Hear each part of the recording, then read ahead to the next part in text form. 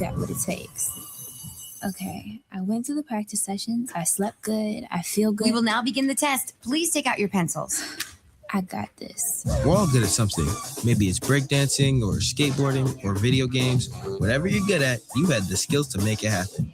And those same skills will help us get to college. Visit knowhowtogo.org to learn what you should be doing right now to prepare for college. Start taking the steps at knowhowtogo.org. I've got what it takes. So do you. Brought to you by the American Council on Education, Lumina Foundation, and the Ad Council. Amber and Ian. I was surprised that there were Steelers players who were surprised, because that was the article that we have right now on ESPN.com, where apparently inside linebacker Peyton Wilson, he admitted that he was a little shocked when he showed up to the facility and ran into Aaron Rodgers. Like, last year you showed up in late June, so maybe he was surprised that it was this early. There you go. Not I that guess. late. Amber and Ian, weeknights at 7 Eastern on ESPN Radio. The Rich Eisen Show. This is going to be Aaron Rodgers' final NFL season. I don't think that's an overreaction. I don't think we know, because this is Aaron Rodgers. And if he announced in February he's decided to go to Mars, you'd be like, yeah, sure, maybe.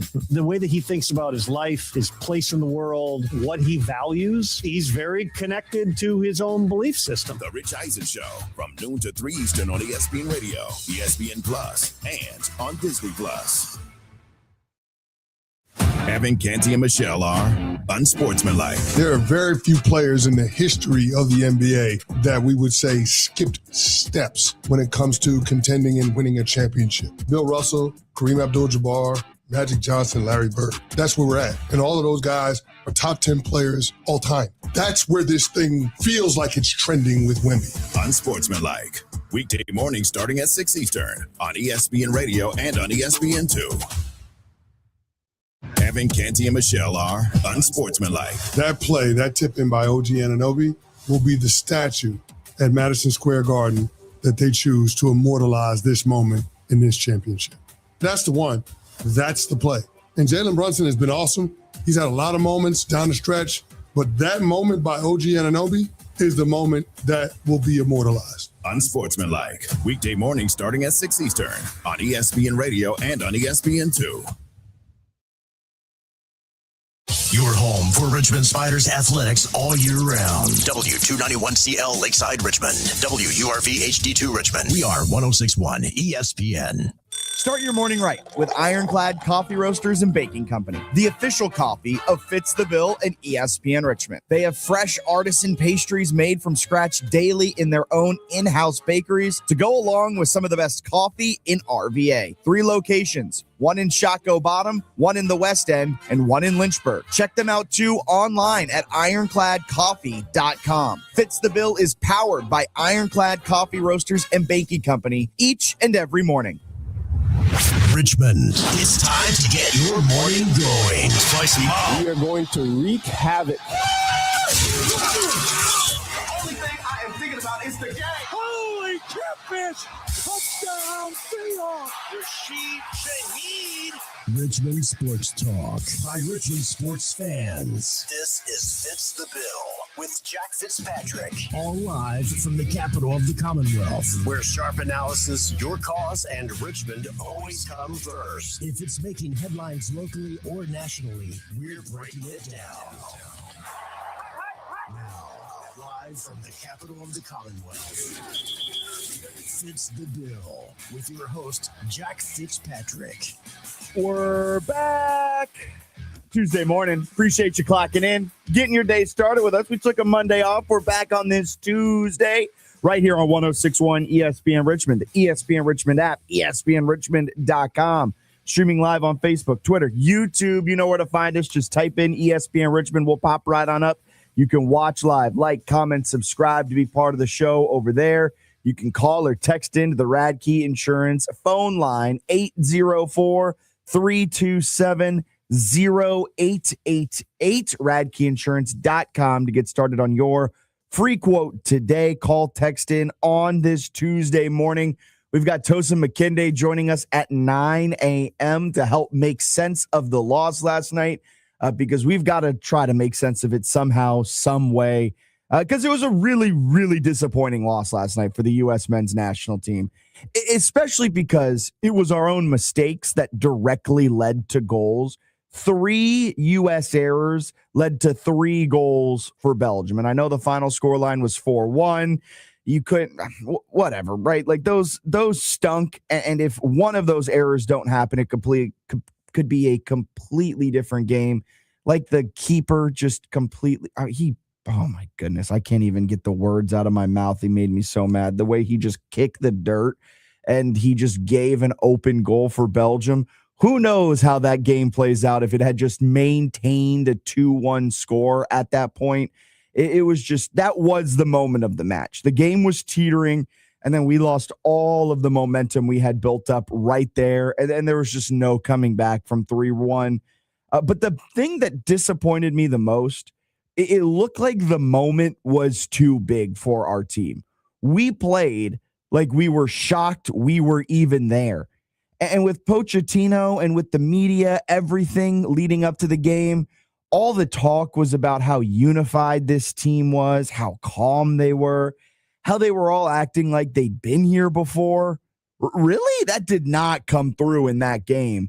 They were tentative. They were scared. I mean, the first goal was a direct result of 3 U.S. defenders being scared to play the ball. Guess what? Belgium wasn't scared. Belgium came out on the front foot and absolutely took it to us. Every time they got punched, they got up from the mat and they gave us an even bigger punch. I mean, heck, we tied it at 1 thanks to the foot of Malik Tillman. And then what did Belgium do 61 seconds later? They absolutely sliced and diced our defense, and they found the go-ahead goal to make it 2-1. That one ended up being the game winner. Belgium looked like the team that was calm, looked like the team like they had been here before, which they had. Belgium looked like one of the best teams in the world. They just toyed with us from the first whistle to the final whistle and just buried us in the dirt. Belgium was playing angry, which, I mean, makes sense, right? After all the Balogun stuff that was hanging over this match, Belgium was playing with a little chip on their shoulder. And after watching the match last night, I genuinely think Balogun getting put back in, having his red card suspended, it went against us. It almost gave us, as a fan base, too much hope. It felt like it gave the team a false sense of security. And as a nation, right, we play best when the deck is stacked against us. Go back to the Bosnia game. We played 30 minutes, a man down, and we looked fantastic. Outside of the world of sports, heck, you could just look at the Revolutionary War.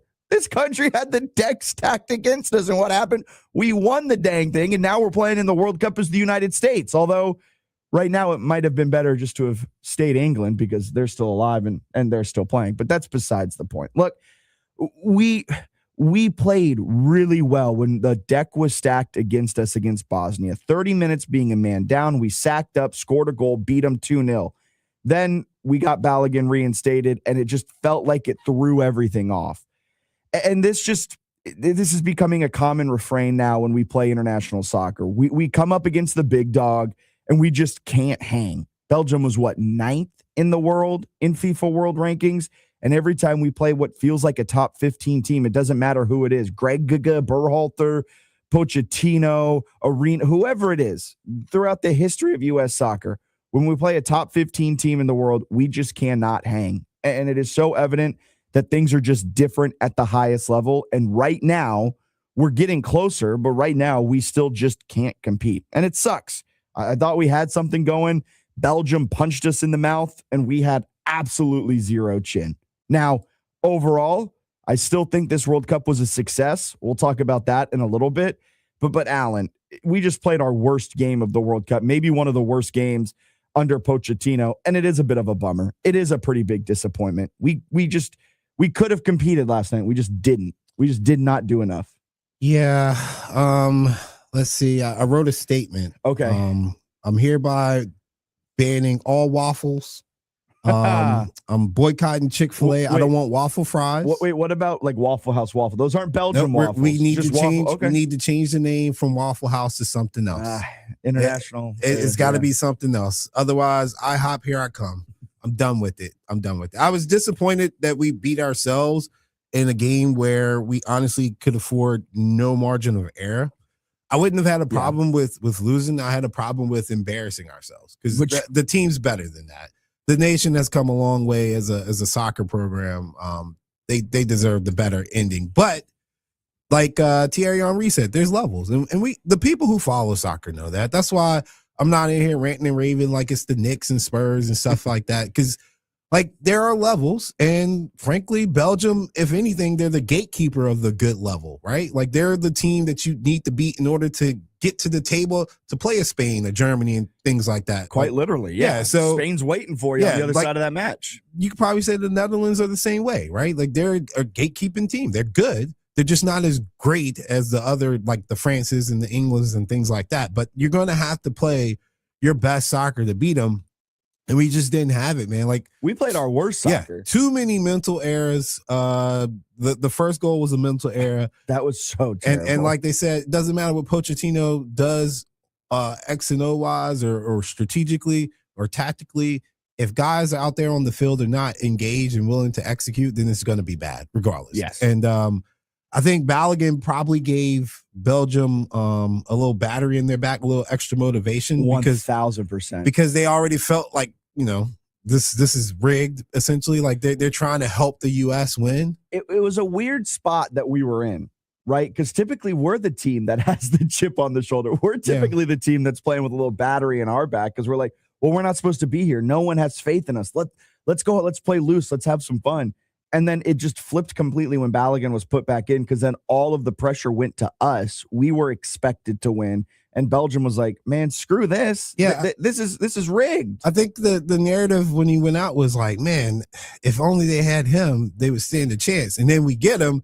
And I think, honestly, I can feel the energy from Belgium. It was definitely a message of you don't belong here. Yeah. You're not on our level. It's disrespectful for people to think you're on our level. And because they think you're on our level, we're going to prove to everybody that the gap between us is so far. Like when you come back, you'll know again. Because this is their second time embarrassing us at a World Cup, I believe. The second time we've lost, what was it, 2014 when Tim Howard had the 22 saves. So we lost to them. I think it was 2-1. And then not only that, back in March, we lost to Belgium 5-2. Yeah. In an international friendly and a tune-up game for this. It's like, this guy again? All right.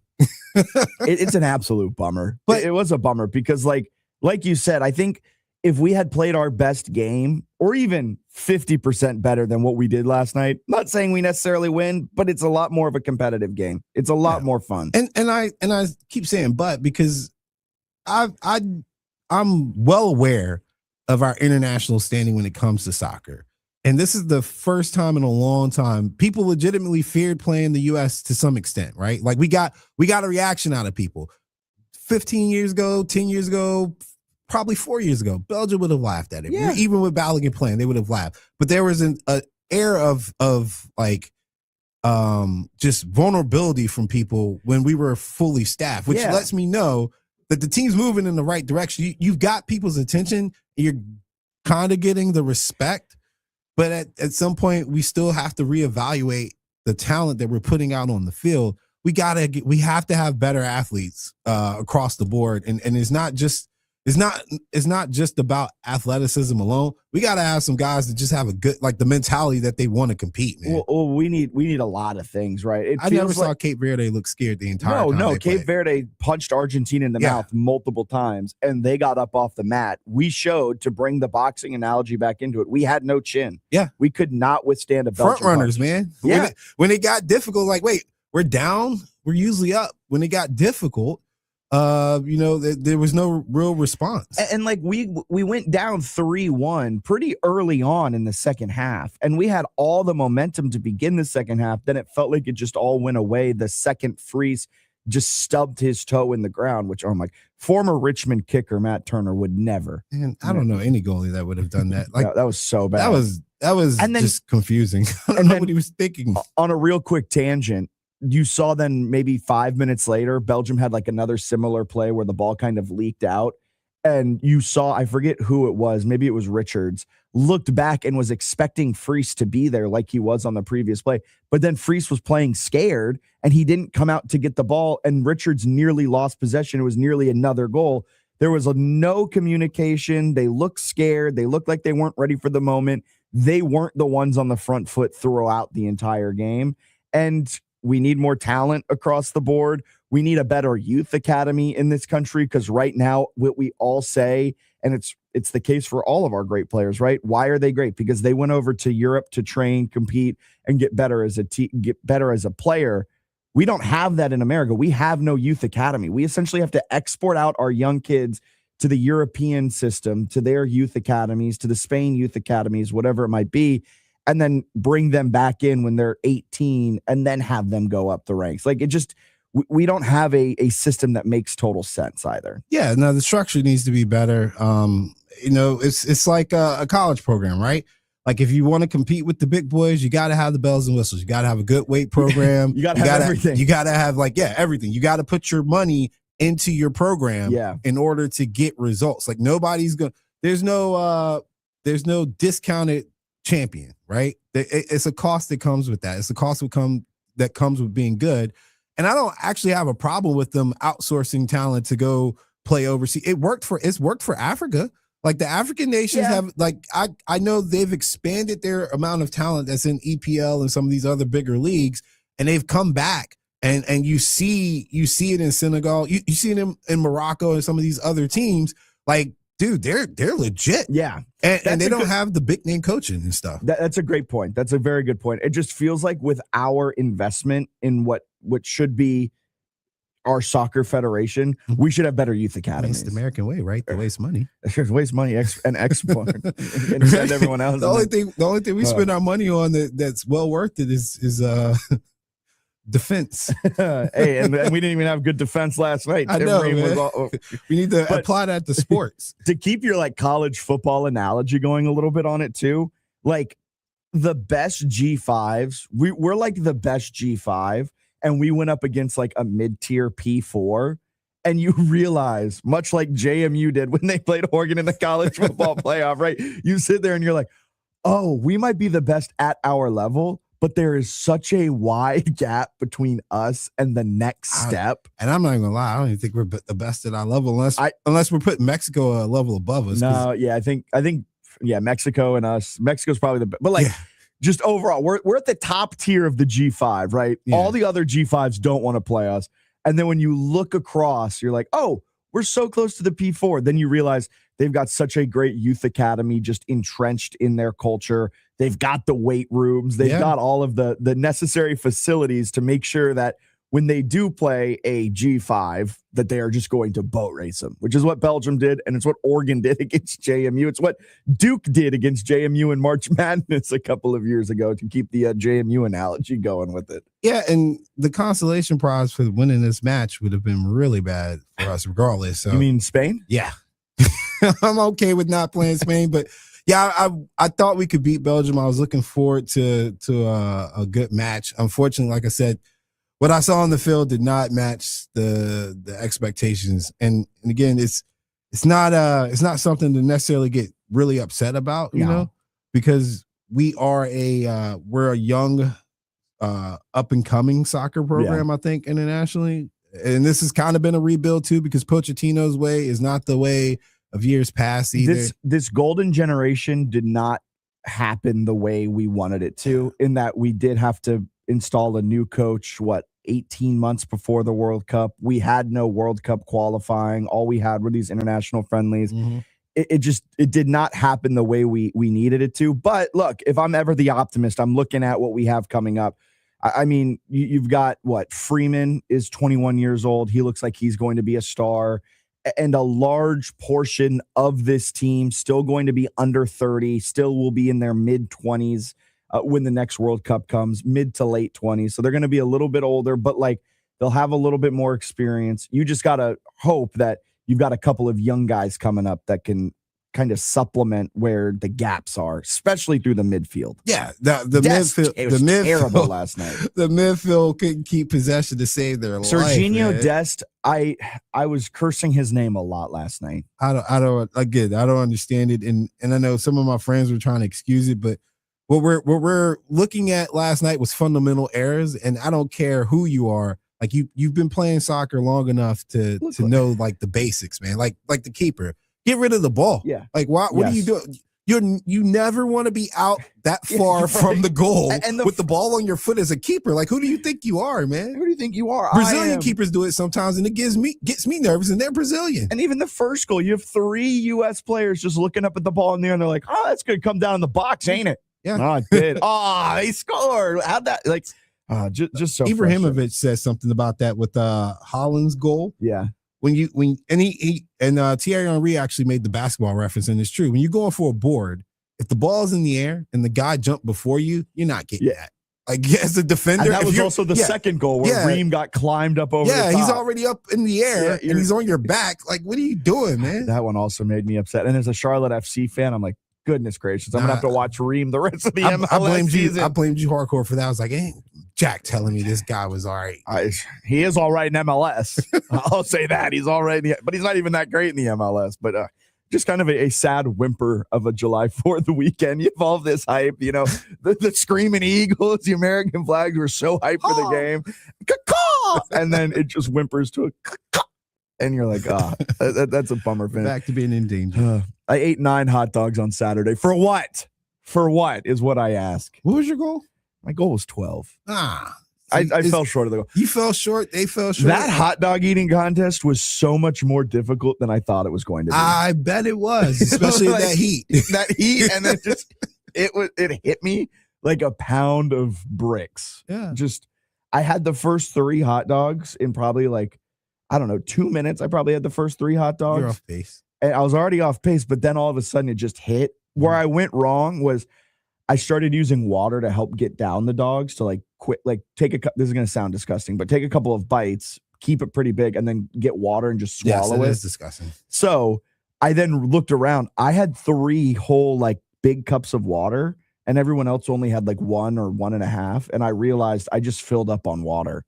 And that's where I went wrong. Rookie mistake. Didn't come in last. I did not come in last. I didn't come in first either. The winner had 14. But if you're not first, you're last. Hey, I didn't vom. He had 14. He had 14. He had 14. I don't want to disrespect. There's some women out here that can eat. Yeah, but he had 14. Someone else had 14 too, but they got disqualified at the buzzer. No. Yeah, it was pretty dramatic. Did Trump call in? He couldn't keep it down.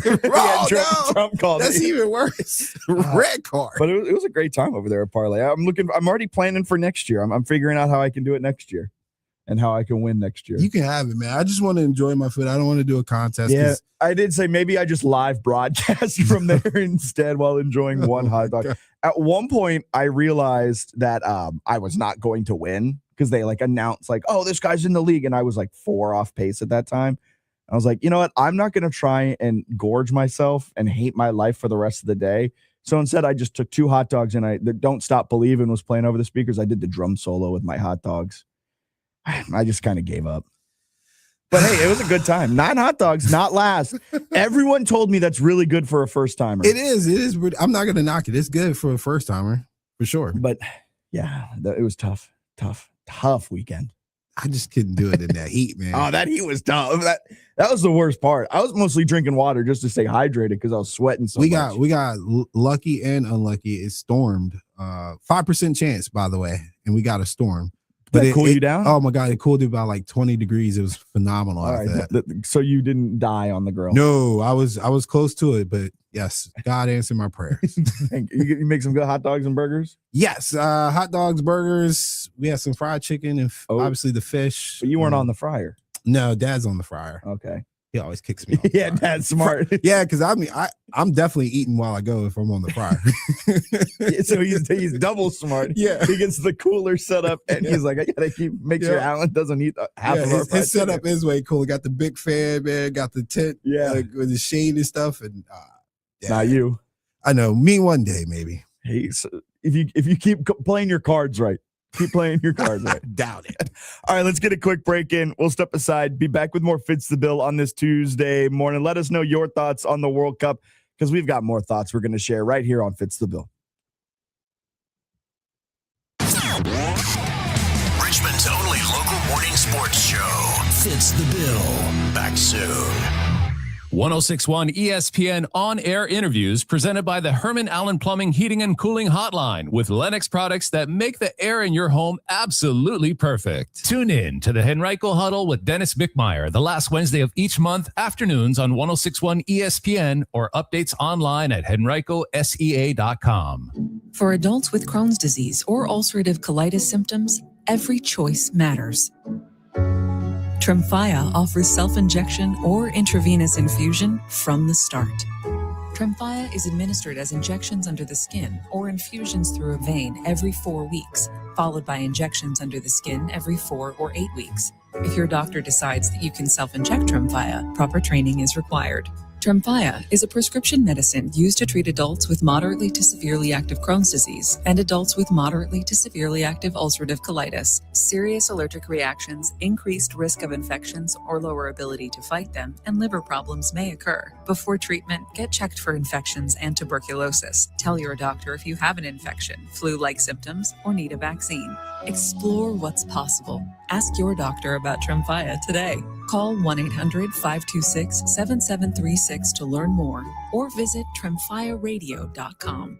Bonaire Shell is family owned and operated and has been serving the Richmond community for over 20 years. At Bonaire Shell, you'll find old school service with modern day technology, and our certified technicians will get you back on the road in no time. Stop by for a quick fill up, shop for new tires, ask us about a check engine light, or let us help with any of your auto service needs. Find us at 8762 Huguenot Road near the historic Bonaire section of Southside and online at bonaireshell.com.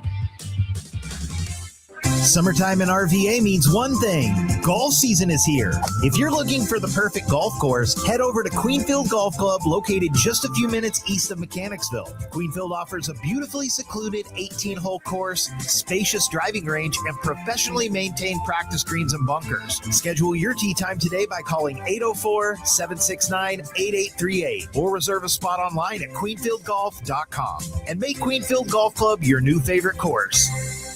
This is advertising material. Dump trucks, delivery vans, tankers, 18-wheelers, 35 types of commercial vehicles share the road with you every day. When one hits you, trust me, the company's lawyers are already moving. You should be too. Over $2 billion recovered. Alexander Schnarr trial attorneys are ready to fight for you. Call 877-222-6666 or visit alexwins.law for your free case evaluation. Don't wait. alexwins.law. This is advertising material. Past results do not guarantee future outcomes. Every case is different. Philip George is licensed attorney in Virginia, is responsible for legal work. Office is located in Norfolk.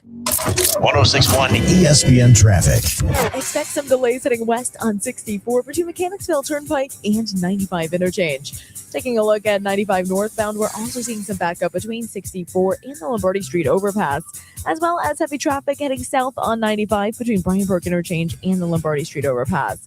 And just be aware of an accident on East Main Street near 10th Street. Local voices, local takes. Richmond's only local morning sports talk show. Fitz the Bill. Back on 1061 ESPN Richmond.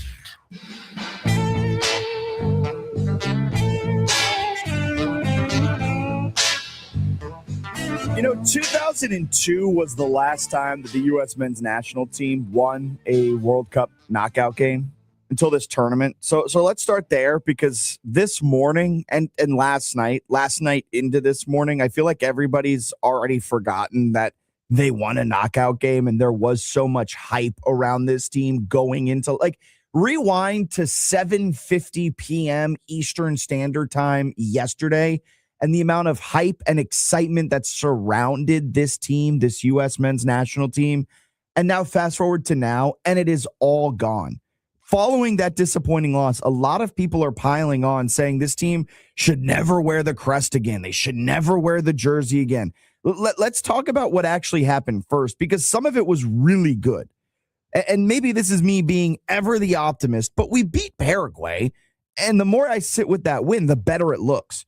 Paraguay got out of the group, upset Germany, then gave France the business, nearly shocked the best team in the tournament. That win in the first game of the World Cup wasn't a gimme. That was a genuinely good win over a team that's been a problem in the rest of the World Cup. We made them look like the D team. And throughout the group stage, right, this looked like a legit squad. Even the Turkey A loss, that was with our backups in, and we nearly won that game too. Like, I get it. I'll give you the caveat, right? Competition wasn't exactly murderer's row, Australia, Paraguay, Bosnia, and Turkey. But when's the last time we can say that as a soccer nation, we actually did what we were supposed to do against teams we're supposed to beat? We are not that far removed from losing to Trinidad and Tobago and missing the World Cup entirely in 2018. That still happened. So handling business the way you're supposed to, I say that matters. And I get it. Last night was ugly. I'm not going to sugarcoat that. 4-1 loss is disappointing. I'm bummed, a bit sad, because I allowed myself the hope. I believed this team was different. And then we were outclassed by Belgium from the opening whistle to the final one. And that leaves a bad taste. And it should. Hopefully this team can use it as a launching point going into the next World Cup cycle. But go back to 1994, the last time we hosted a World Cup. I wasn't even born. We didn't even win a knockout game. And it still ended up being the spark that planted seeds for everything that came after. I think that's what this can be. A gut punch now, but the kind of gut punch that lights a fire for the next decade plus of American soccer. But can we talk about the overreactions real quick? Because the takes this morning are crazy. This is terrible, massive disappointment. This is unacceptable. And then there's been this piling on of Christian Pulisic. Fraud, fake, doesn't care about the team. Come on, right? One of our best players isn't a fraud. He is, however, fragile. I'll give you that. He's a Lamborghini. He's one of the best in the world when everything's tuned just right. But one little speck of sand in the gears and the whole car's in the shop for a week. That's just who he is physically. Doesn't make him a fake. Doesn't make him a guy who quit on his team. Makes him a guy you need to manage carefully. And they tried to do this through the World Cup. But last night, he just had a bad luck incident happen. One of his shot attempts, which looked like it was going to be an absolute ripper, he hit the Belgium defender's boot, likely fractured his toes or his foot. And look, that just doesn't feel good. But here's the good news. We've got other guys that have a lot of potential. Alex Freeman's 21. He's the budding star. He can be the next great American soccer player. Malik Tillman, 24. Balogun is 25. Chris Richards is 26. All of them will still be under the age of 30 at the next World Cup. Every one of them got live reps against a top 10 team in the world. They know what that speed feels like that now. They know what that gap looks like. And Pochettino said it best after the match. I think we need to learn. It's a process to learn. That's the whole tournament in one sentence. We're not there yet. We knew that going into this World Cup, but we're closer than the unacceptable crowd wants to admit, and we're further along than the people pretending this was a finished process. It's a process. It's not done. Let's let it build out. And I know, Alan, we all wanted this to be we wanted this to be the finished product this year. It was never going to be that, and we have shown steps forward to becoming a respectable soccer nation ever since losing to Trinidad and Tobago in 2018. I will always remember you, 2026 U.S. men's soccer team, for saving me from having to talk about Travis Kelce and Taylor Swift's wedding. Right? If it wasn't for the run, we would have had to talk about that. On that note, they kept the nation focused on sports, and I appreciate it. And Pochettino's right. And we talk about this in passing sometimes with our NBA greats. You have to have some adversity before you become great. We always talk about like you have to. No matter who you are, whether it's an individual or a team, there's always got to be some failure mixed in before you ascend to greatness. Yes, there's that unsportsmanlike promo that we run sometimes where it's Chris Canty being like, you don't skip steps of greatness. No, you don't. And you don't. You have to have some kind of adversity. You know what I mean? I am more optimistic the future of international soccer for this nation going forward. If we keep Pochettino and we keep these guys together, I'm more optimistic that this is something we can build off and grow and continue to get better. And then we'll eventually pull like Mexico. Mexico has ascended into the realm where like England took them serious. They had to, right? And they looked really good. I think we can also be the next nation to kind of step up and enter into that realm where we're not just talking about scaring teams. We're actually scaring teams. We're actually competing, right? And so, I mean, the energy was good. I do hate the average sports fan getting into soccer, not understanding how soccer works. I would recommend that folks, when you pick up a new sport, learn the basics of it, right? We don't boo yellow cards when it's a blatant yellow card. It's a yellow card, man. Like, it's okay. Hey, you can boo. I'm all for booing.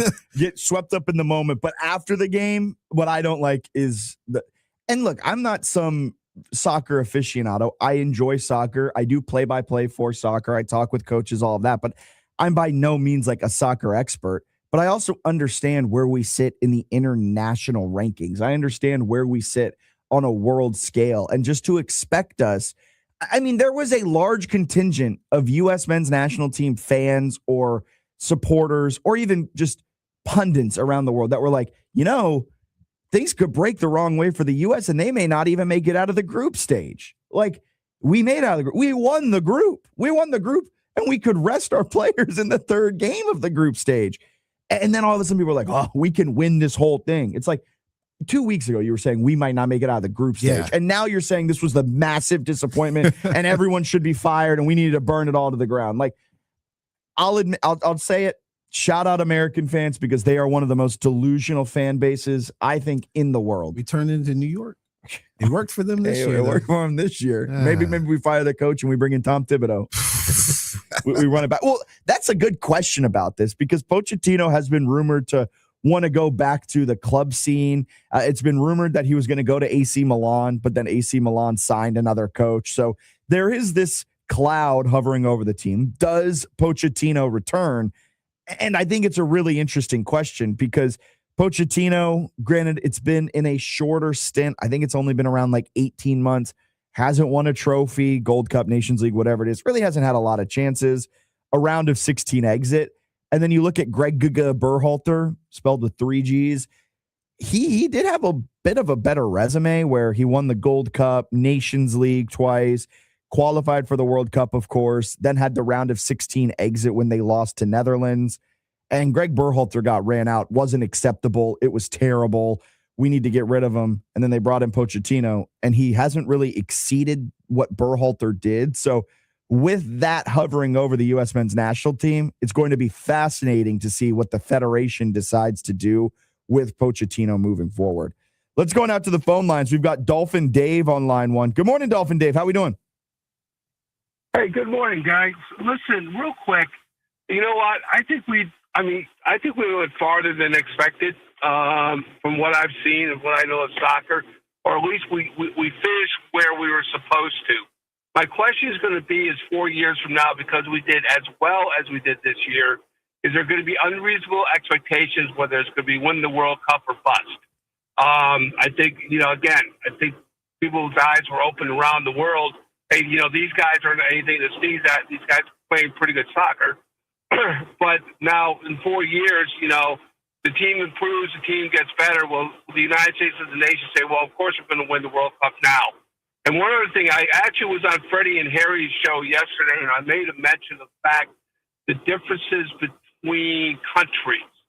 The United States, if they were out of country and they're flying into, let's say, Kennedy Airport, they would be greeted with a crowd that would be cheering them. They would be jumping up and down, congratulations, waving flags, as opposed to a South Korean team that made their players fly back themselves and booed them coming off the airplane. Real interesting dichotomy if people look at how serious soccer is around the country.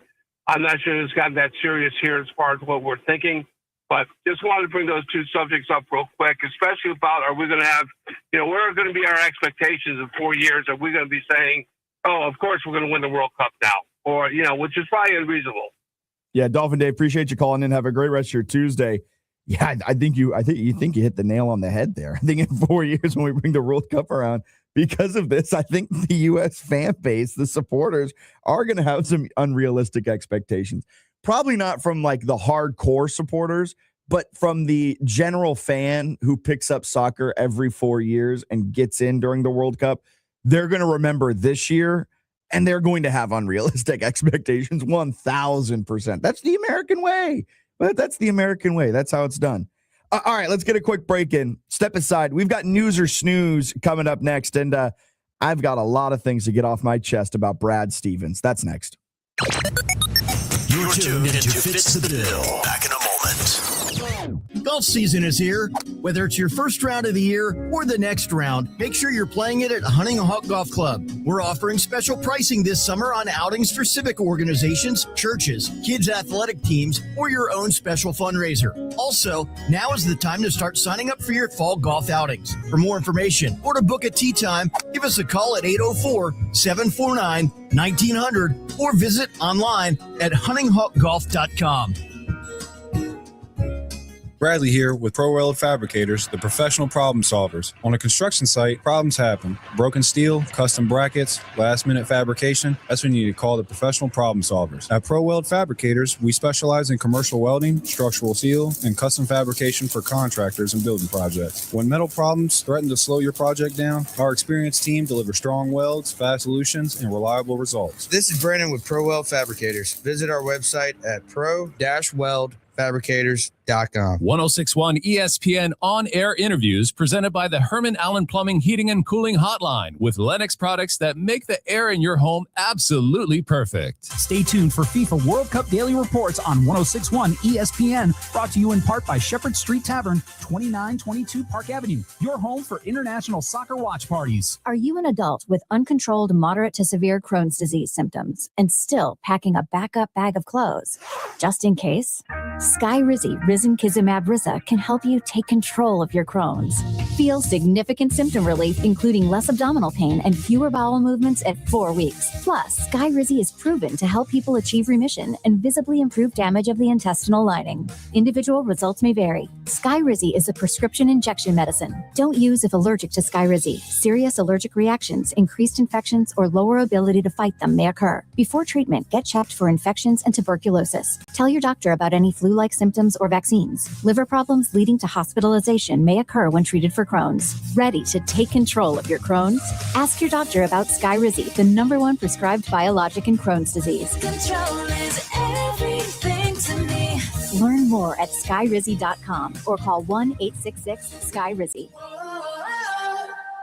The Rich Eisen Show.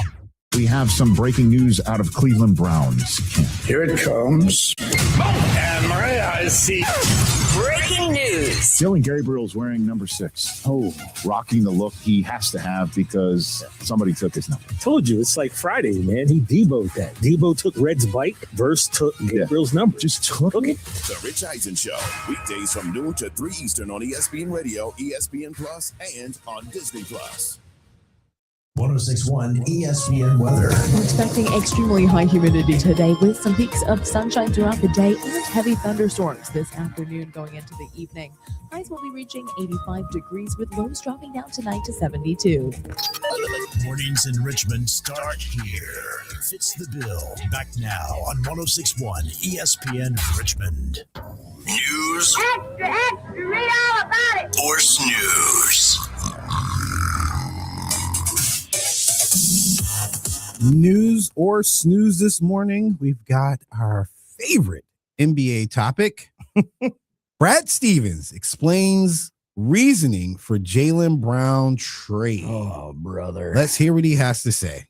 When I looked at our team and I looked at where the league was heading, looked at the way that we've finished the last couple years and also looked at the unbelievable way we've played in the regular season in the last couple years, you know, the path looked a little bit more challenging to me. I might be wrong. I'm not going to stand up here and be defensive about that. But the path looked a little bit more challenging with 70% of our cap and such a high percent of our usage tied into 2 players. Hold on. There's one part in there I want to hear again. Defensive about that. I'm not going to stand up here and be defensive about that. But the path looked a little bit more challenging with 70% of our cap and such a high percent of our usage tied into 2 players. Hey, chat. Hey, chat. We need to talk about this one, chat, because this man just traded for checks notes Paul George, who is 33% of the cap this year and 33% of the cap next year. Can we try to make sense of that? I can't make sense of that. Can we try to make sense of that? Because Paul George is under. I might be wrong. You are wrong. Yeah, like Paul George is under contract for this upcoming season. Then he has a player option for the following season. if Paul George is smart, he opts into that player contract because there ain't no way he's getting more than $56.586 million as a free agent.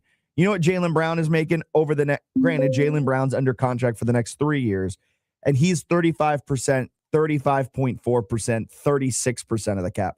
He costs a little bit more. But guess what, Alan?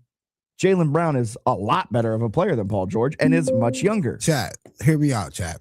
I've heard the most ridiculous things said about Jaylen Brown over the last week, and people are questioning if he's even a top 15 player in some spaces. I'm going to tell you right now, we've already talked about how bad the Trailblazers are. Don't listen to anything coming out of Trailblazer camp about player evaluations, period. They don't know what they're doing. I mean, they got Tiago Splitter now coaching the Chicago Bulls. Chat, they don't know what they're doing.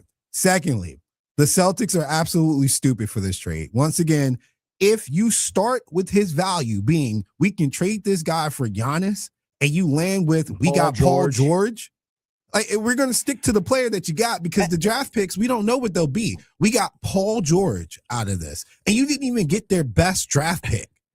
This is a bad trade. It's a terrible trade because also it was known around league circles that if you were trading Paul George, the Sixers would have to just include 1 or 2 first-round picks for you to even take on his contract because he is worth 33% of the cap for the next 2 years.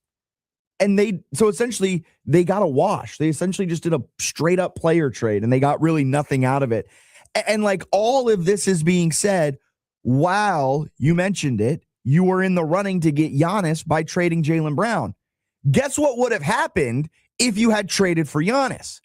You would have had Jason Tatum and Giannis combining to make, let's do the math together, 70% of the cap.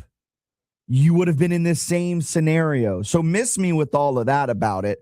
Like, it was a bad trade. It is a bad trade. You didn't get cheaper. You got cheaper 3 years from now. But look, Jason Tatum, you don't know how long that window is going to be open. Why are you planning for 3 years from now? Why didn't you just trade for a buttload of picks?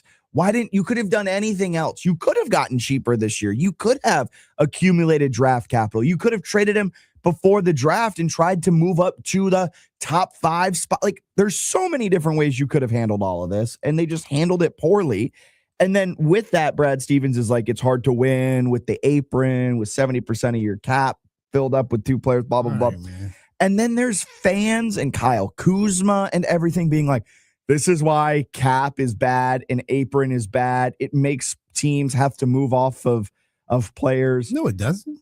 You know that one meme? You can finesse it. You can figure out a way around it. Well, you know that one meme where it's like first time, where it's 2 guys like they're first, and I think it's James Franco or whatever. Yeah, but it's first time. That's NFL fans looking over to the NBA right now. Yeah, because the NBA, their governorship, their ownership / governorship, whatever you call it, their commissioner, they wanted the league to have more parity, and they wanted the league to have more champions, and it's worked ever since they changed to this. All they had to do was not pay Derek White and the role players like they were starters, and they would still have Tatum and Brown. They would have just been rebuilding around the 2 of them. Yeah, they wouldn't have to move Brown. So this is you not having any foresight to see it coming, man. So it is what it is at this point. It's a terrible trade. And then fans being like, this is why the apron is bad and the cap is bad. No, it's doing exactly what it is designed to do. It's not bad. This is what the NBA wants it to do. And if that means every now and then your favorite team has to unload a bad contract, welcome to the NFL, who does that every year. All the time. Seattle Seahawks got rid of the greatest quarterback in franchise history in Russell Wilson because his contract did not make cap sense anymore. Niners are just weeks away from getting rid of Ayuk because he's a nut job. And like, who knows about Brock Purdy in the next 2 years? No offense to Brock, but you didn't have to. Well, just any. There's any. But they actually structured that really well. Yeah. But like, you just look across the league and it's like, why is Saquon with the Eagles now? Because the Giants didn't want to put all their cap space into him. Now that I think about it, that would probably, even though he wasn't traded to the Eagles, I think that's the NFL equivalent, right? Like, you got a guy that we know is the engine of your team. Why would you not invest in him?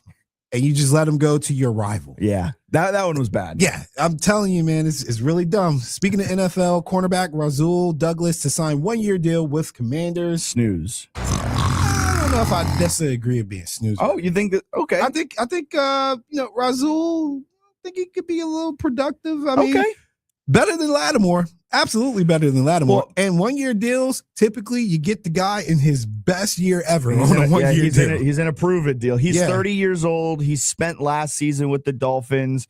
He was their CB3 essentially behind Jack Jones. And I love this name. I forget this name exists in the NFL. Storm Duck.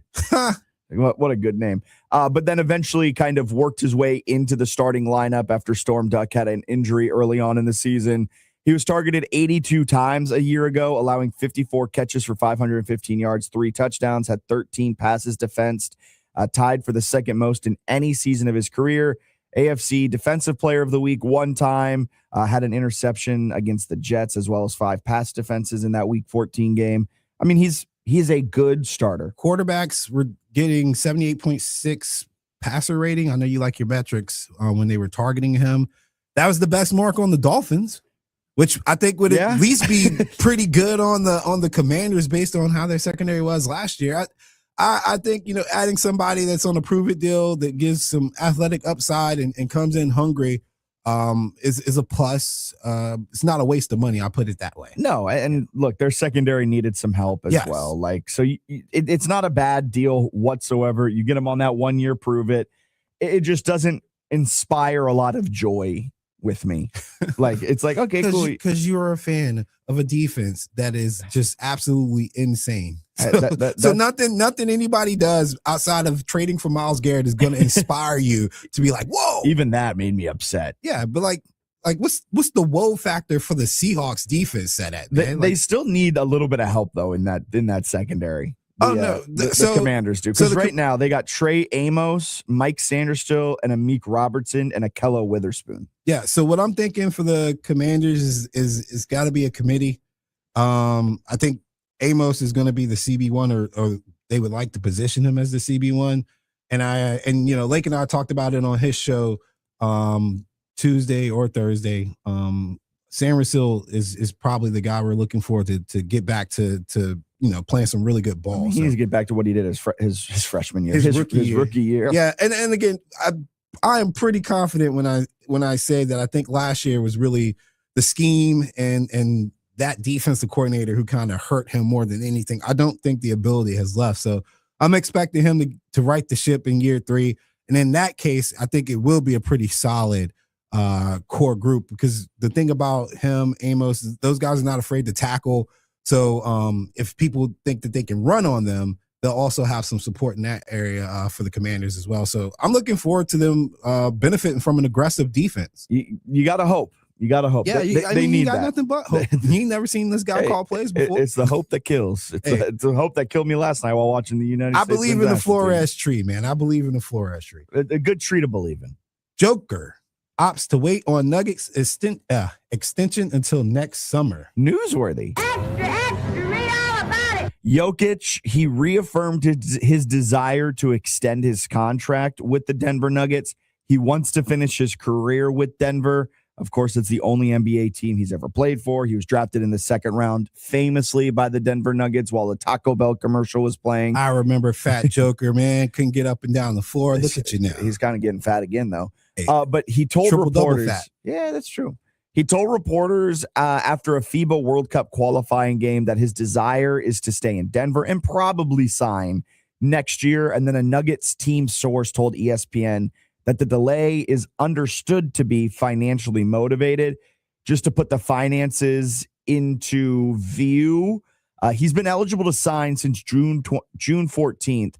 He could negotiate a new 4-year, $278 million max extension.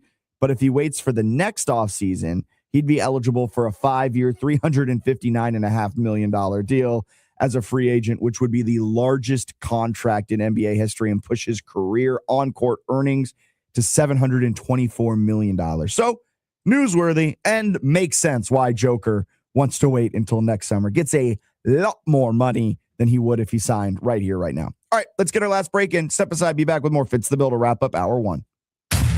You're with with Fitz the Bill on 106.1 ESPN Richmond this morning.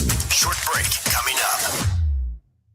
Looking for the perfect golf course? Check out RVA's best kept secret, Queenfield Golf Club, just a few minutes past Mechanicsville. Reserve your tee time today at queenfieldgolf.com. For over 20 years, Davidson Roofing Company has proudly served the greater Richmond area, earning the trust of 19,000 customers. Davidson Roofing is proud to be ranked among the top 45 roofing contractors with GAF across the country, and named Best Roofing Company by Richmond Times-Dispatch for 9 of the last 11 years, including 2025. When it comes to protecting your home, choose the locally owned and trusted team at Davidson Roofing. Call or visit online at davidsonroofing.com.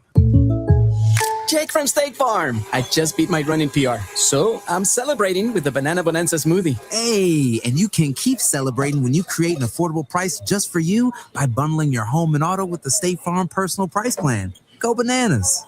I will. Hey, make it a large. Bundling, just another way to save with the Personal Price Plan. Like a good neighbor, State Farm is there. Prices are based on rating plans that vary by state. Coverage options are selected by the customer. Availability, amount of discounts and savings, and eligibility vary by state. I can't believe how spotless my floors look after using the Swiffer Power Mop. No more dragging around a heavy mop and messy bucket. Now I get the same deep clean without all the work. Thanks to the powerful solution and scrubbing pad of the Swiffer Power Mop, dirt and grime don't stand a chance, and I don't break a sweat. Mic drop. Mop drop. Swiffer Power Mop. Swiffer Power Mop. A smarter way to mop. Try it or your money back. Finding great candidates to hire can be like, well, trying to find a needle in a haystack. Sure, you can post your job to some job board, but then all you can do is hope the right person comes along. Which is why you should try ZipRecruiter for free at ZipRecruiter.com/free. ZipRecruiter doesn't depend on candidates finding you. It finds them for you. Its powerful technology identifies people with the right experience and actively invites them to apply to your job. You get qualified candidates fast. So while other companies might deliver a lot of hay, ZipRecruiter finds you what you're looking for. The needle in the haystack. See why 4 out of 5 employers who post a job on ZipRecruiter get a quality candidate within the first day. ZipRecruiter, the smartest way to hire. And right now, you can try ZipRecruiter for free. That's right, free at ZipRecruiter.com/free. That's ZipRecruiter.com/free. ZipRecruiter.com/free. ZipRecruiter. Richmond's morning sports talk. Live, local, and back on 106.1 ESPN Richmond. Fitz the Bill. Powered by Ironclad Coffee and Baking Company.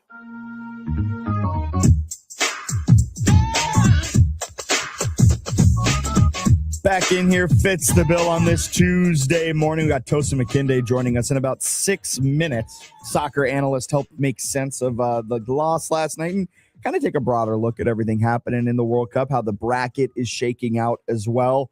But before we do that, we were just talking about Jokic, how he's waiting until next summer to sign his extension. By doing that, he's going to make just about $100 million more. If he signed right now, he'd get a 4-year, $278 million extension. If he signs next offseason, it would be a 5-year, $359.5 million deal as a free agent. I think another part of this that's bubbling under the surface when it comes to the Denver Nuggets and Jokic and his future there in the Mile High City is I think there's part of it, him trying to see what the Nuggets put around him, because they really haven't done too much to help him over the last couple of years. And I think he's getting a little tired of it. I also think, as we all know, he's not necessarily the most wedded to the game. The dude loves his horses more than he loves the game of basketball, which is totally fine. He's still a fantastic Absolutely player. nothing wrong with loving the horses. Yeah, and like he was runner up this year for the MVP. Like he's still a great player. Like you got to wonder. Like he's the most disinterested great player we've ever had. Truly, he's the Scottie Scheffler of basketball. So I think there's a part of him who's like, maybe I just wait, see if it's worth re-signing a deal. If not, I go back to Serbia. I'm on my horse farm. Or I go to somewhere else that might give me more of a chance to win a championship. There are rumblings underneath the surface that the Nuggets are going to really try and go after LeBron James, or they're one of the kind of dark horse contenders to get LeBron James. And so that could be a whole other part of this too. Maybe they go out, they get LeBron, and then he signs the extension. I mean, I don't know. I think LeBron's playing in Denver. I think LeBron's playing in Cleveland. I've called it from the start. He is going to retire. It's going to be his farewell tour in Cleveland. It would be cool to match up with Joker, though. I mean, it would be But again, the thing with LeBron and Joker, I don't know if both of them are willing to sacrifice how much they're on the ball. Although LeBron was off the ball a little bit more with Luka. LeBron really refined his game this last year, where he became he got old. That's what he became the tertiary option, where he old. showed that he's capable of doing that. So to say that he needs to be on the ball, I just don't agree with that because he showed he doesn't have to be. I mean, if he's in Denver, he's going to have to be at points. So he's going to tire out. And so will Jokic, but then maybe they get Peyton Watson back and they do all of that. But I don't think he's going there. I think he's going to Cleveland. I think this is all for naught. He's going to Cleveland, and they're going to be a fun team in the Eastern Conference and lose in the Eastern Conference Spot shooter LeBron. Can't wait to see it. Hey, I think it'll be 32, 33%. From three? Yeah. Man, why are you hating on LeBron? I'm just asking the questions, man. No hate. Just LeBron, if they can make that work, that is a good Eastern Conference team. Yeah. And you're a hater over there. He's going to Cleveland, finish it out. Farewell tour. All right, Tosin McKinday joining us on the other side to kick off hour number 2. Stay with us. Nothing Bun Cakes is all about bringing joy. We're your one-stop shop for all occasions and holiday celebrations. Stop by any one of our 5 Nothing Bun Cakes bakeries in the Richmond area or visit online at nothingbbuncakes.com. At La Playa Mexican Restaurant, value means fresh, authentic coastal flavors served with care. Step into a place where the ocean meets the kitchen and every meal is a story. Savor mariscos, house-made ceviche, and tacos crafted from quality ingredients. Enjoy a handcrafted margarita or plan your next event with our catering. Whether you're dining in or ordering online, La Playa brings the spirit of the Mexican coast to Richmond.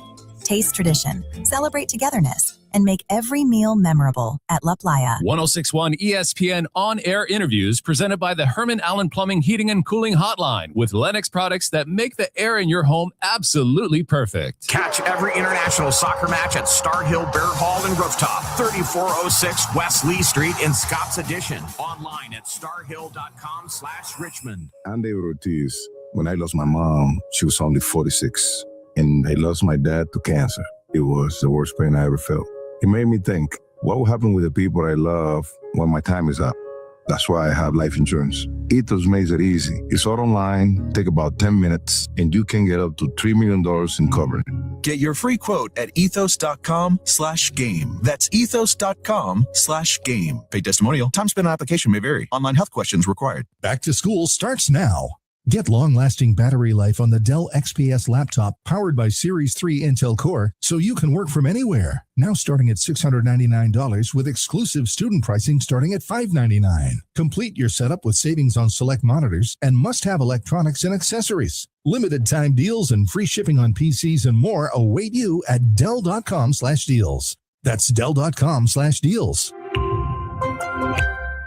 Your home for Richmond Spiders athletics all year round. W291CL Lakeside Richmond. WURV HD2 Richmond. We are 1061 ESPN.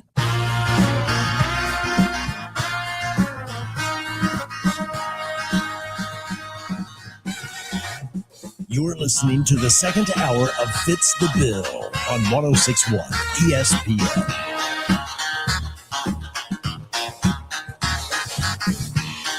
Welcome in hour number 2 of Fitz the Bill here on this Tuesday morning. Appreciate you clocking in, making us part of your day right here on 1061 ESPN Richmond, the ESPN Richmond app, ESPNRichmond.com, streaming live on Facebook, Twitter, YouTube. If you want to watch, just type in ESPN Richmond. We'll pop right on up and you can watch the stream live. You can be part of it by calling or texting in to the Radkey Insurance phone line as well, 804-327-0888 at radkeyinsurance.com to get started on your free quote today. And we start out there on the phone lines as we welcome in Tosin McKinday, a soccer analyst, to help make sense a little bit about what happened last night. Tosin, good morning. How are you doing on this Tuesday? Morning, Jack. Doing well. How about yourself? Hey, we're doing fantastic considering what happened last night with the 4-1 beatdown. And I want to start there, Tosin, because that was a tough loss where the United States made 3 errors that led directly to 3 Belgium goals. It just was a lackluster performance, to put it nicely. What was your reaction to the loss last night for the U.S. men's national team? I think that they faced a buzzsaw in the fact of obviously the build up into the game with what happened with Balogun, and then I think Belgium must have taken that personally, and USA was sort of frazzled. You could kind of see from the first minute that this was not going to be their day, and I think that what really changed it, I think an hour before, and I saw the lineup, was like, oh, Belgium's coach realized what he has to do against USA, which was get more runners in midfield and put KDB on the bench, and it worked to perfection. So I think given what happened with Balogun and also the way that Belgium's coach saw things, it was just a culmination of things. It felt like the U.S. just could not figure their way through the midfield last night. Like Dest just seemed to be out of sorts at times on the attack. Pulisic just seemed to be out of sorts. The whole team just felt like they were out of sorts, really. What was it that Belgium was doing that really just seemed to confuse the United States? They just had more legs in midfield. Rudy Garcia decided, you know what, I'm going to replace KDB. I'm going to do it on who unfortunately tore his ACL. And they just have more legs in midfield. They look hungrier. They also put Luka Bayo on the right, and had Trossard on the left. And they also had Charles Ketelare up top. But they just sort of understood what USA was trying to do with their pressing, and they figured out a way to just press them high, and it frazzled them. It really just frazzled them. And I think that this is sort of a thing about Pochettino teams. You've seen them throughout the years, that as great as they press, is also a weakness to them, and Rudy Garcia exposed that. So, I mean, now the talk on social media, of course, that it's just overreaction after overreaction after overreaction. Where do you land on where U.S. soccer goes from here, and how last night kind of plays a part in that? I'm always going to be on the optimistic side. I think that I have such a unique relationship with the U.S. men's national team and U.S. soccer in general. I played in the youth system here. I've gotten to see some amazing talents. I mean, I've seen kids who got their debut at Dortmund from Jurgen Klopp.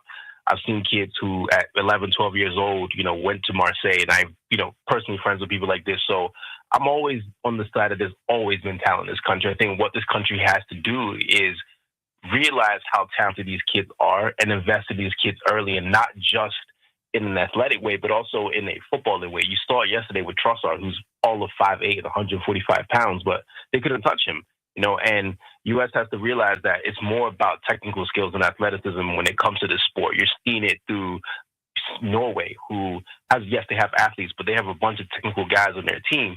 And you're seeing it with Morocco. You're seeing it with all these countries, that they have a level of understanding the game, and that's where U.S. needs to go next.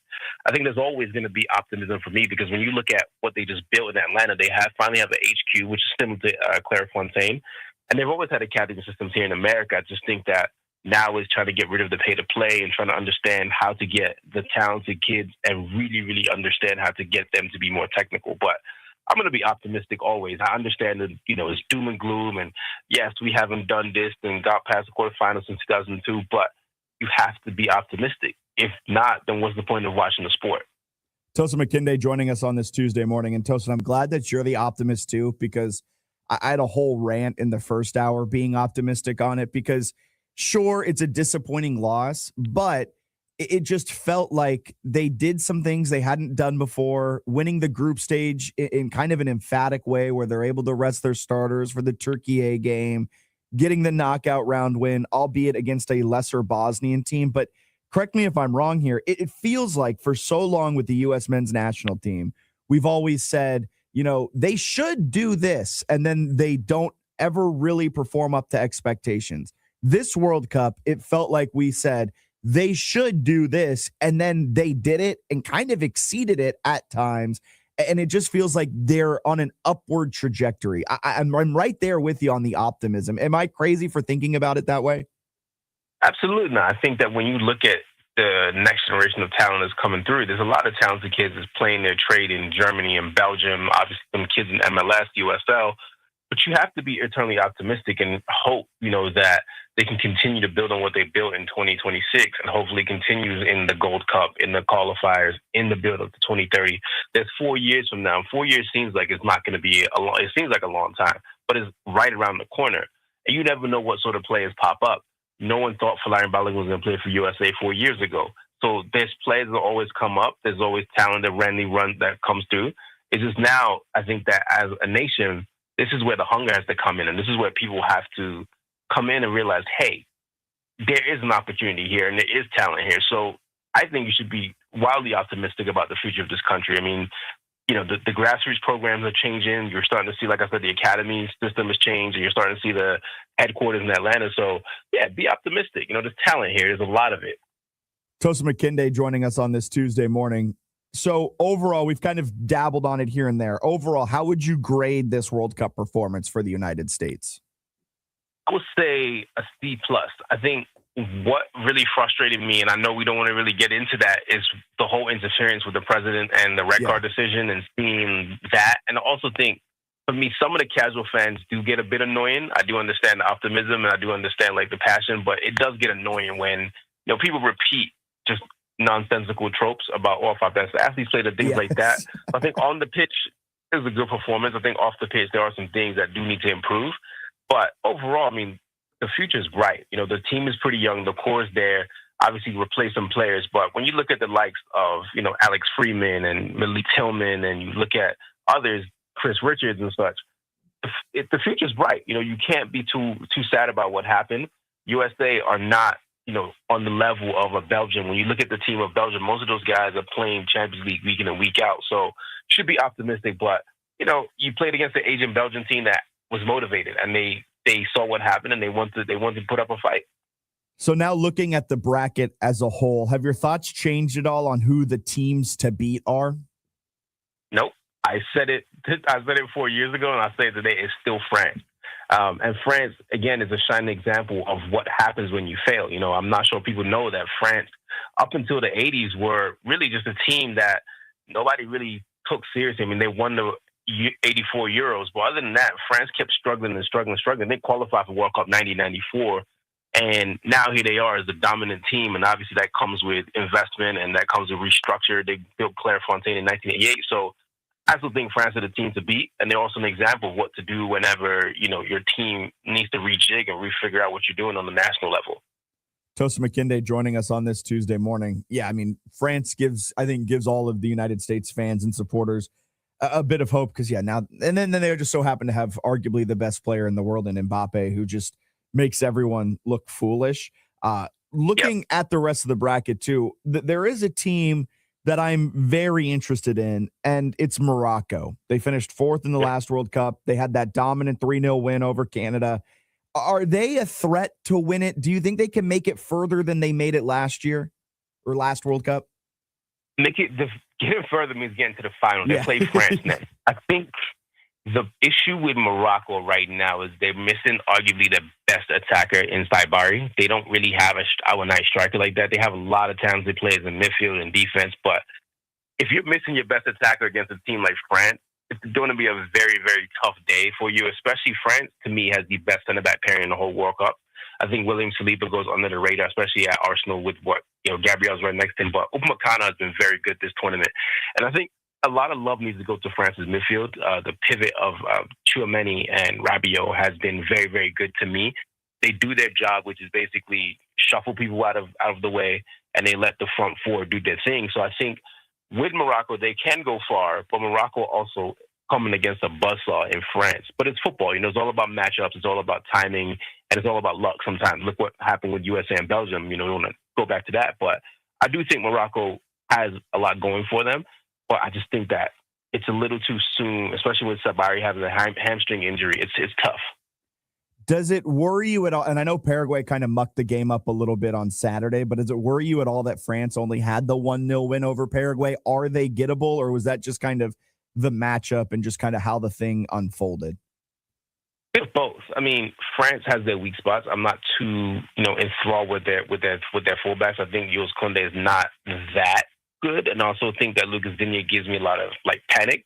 But also at the same time, it's all about matchups, right? Paraguay came to that game wanting to muddy up the game, wanting to dirty up. But I think that what people forget is that a lot of these French boys are from they're from the Banlieues. They're from these places where you get kicked to the high heavens. Like, this is what you do when you're playing in the streets, like these French kids do. And at least they grew up in London. Like, you get kicked week in and week out. So for them, that's nothing to them. I mean, you saw Mbappe when, he held his composure. He laughed at them, and these boys aren't scared of getting tackled. League On is a place where you're going to get kicked, you're going to get elbowed, you're going to get pushed and shoved. So they have it in them to play dirty. They can outplay you as well.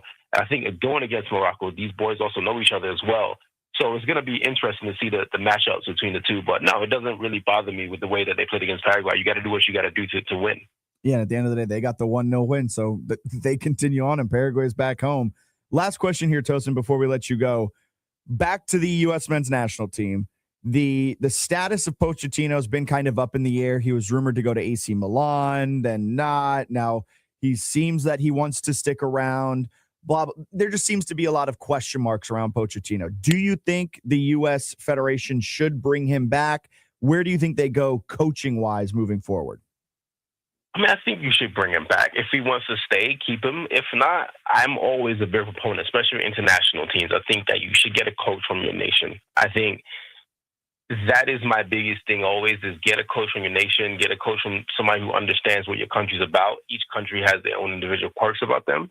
And if you get a coach who understands that, that's the best thing. But I think if Pochettino wants to stay, why not? He's been great for U.S. in the World Cup, and he knows the players now. The players know him, and it's a continuation. See what can happen in 4 years. But, if he doesn't want to stay, I'm sure there are other coaches who might want to coach. Maybe Thierry Henry might want to coach. He has a very good relationship with America. So who knows? I think that is an exciting job to take the U.S. men's national team job. I think that the Federation understands what they need to do. So, if Pochettino doesn't want to stay, do not be alarmed. There's other coaches who want to take over this job as well. Perfect. Tosin, appreciate your time. We'll catch up again soon as the World Cup continues on. Even without the United States in it, there are still so many great matchups that we can keep an eye on. Always appreciate your time. Have a great rest of your Tuesday. You too, Jack. Take care. Of course, there goes Tosin McKinday, our soccer analyst, chatting all things World Cup, helping make sense of the United States loss last night, 4-1 setback to Belgium. Our World Cup coverage is brought to you by La Playa, Shepherd Street Tavern, Texas Roadhouse in Midlothian, and, of course, Star Hill over there in Scott's Addition as well. Taking a look at what we've got coming up, we've got Argentina, Egypt tonight, Switzerland, Colombia tonight as well. That will finish out the round of 8. France will play Morocco on the 9th.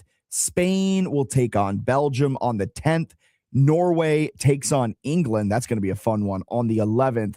And then the winner of Argentina, Egypt, and the winner of Switzerland, Colombia, those guys will play on the 11th as well. I expect Argentina to make it past Egypt, and I'd like to see Colombia make it past Switzerland as well tonight. So should be fun. Should be a fun final out to the World Cup. Unfortunately, we're not in it, of course, but I'm still pulling for France. That's my secondary team. I'm not a front runner. It just when I was playing the FIFA World Cup video games back in, I think it was 2010, the 2010 World Cup, I just picked France. I think I've talked about it before with Henry, Trezeguet, Ribéry, that squad, and I just kind of became a France fan. And here we are. So I'm pulling for France. France has got it figured out on how to stay relevant and stay good and consistent with their international play. And I think the coaching has to be different mindset wise as well. The Pochettino I see coaching Team USA isn't really the Pochettino I saw at Tottenham and PSG. But the talent's also different.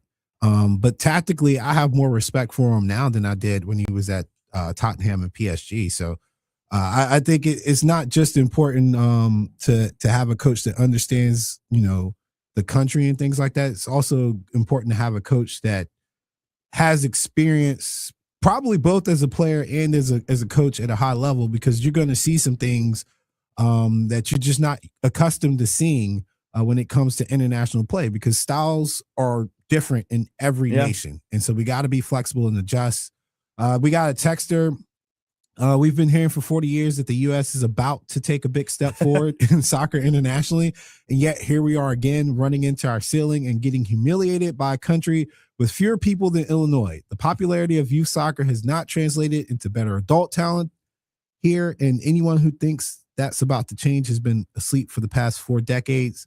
While I think that is partially true, hate to swipe at you, Reggie. We're just the Wizards, man. We're in year, 50 of 60-year rebuild or something like that. You also saw it with this run as well. Like the second any sort of positivity was to be taken from our performance, it was then, we're winning the whole thing. Yeah. Like we were, and I think that's been the case where like we've shown flashes over the past 40 years where it's like, instead of just continuing up the climb, the fans and the media have been like, oh, we're here. We're part of the big boys now. And it's just like, no, we're not. It's going to take a long time.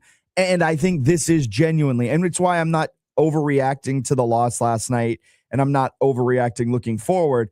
I think, and again, this is my opinion, what I'm thinking on here, but like from the signs, what I have seen since I have started following soccer in my, sports watching days, we have gotten incrementally better. And I don't think there's ever going to be a big step forward in soccer. And I know we've been told there's about to be a big step forward coming. I think it is incremental steps, and we have been taking our incremental steps. But when you look at it from the entire media landscape and the entire general public landscape, every 4 years there is, well, next time we'll take that step. And I think that's more of a byproduct of the American sports watching fan. So I said, so what you're saying is we need Ted Lasso. We probably do need Ted Lasso. Also, but like it is like the popularity of youth soccer has not translated into better adult talent. I think that's also a real thing. And Tosin kind of touched on it too. The whole pay to play format. Mm-hmm. No other country has that format. Yeah. You identify the kids that are good, you bring them into your academies, and then they grow up in their academies.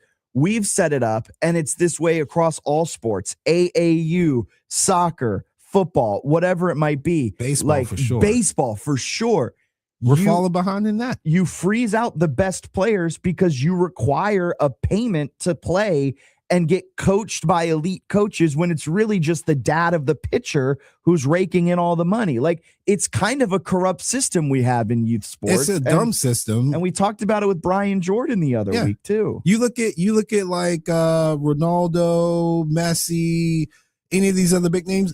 Zoltan, man, like they all come from impoverished areas or impoverished backgrounds. Coach was kind of talking about that with the French kids. They were given the opportunity because it's like, yo, you're talented. Come play. I remember playing in Fredericksburg Parks and Rec, and there was a very talented kid on our team. He was short. He was small.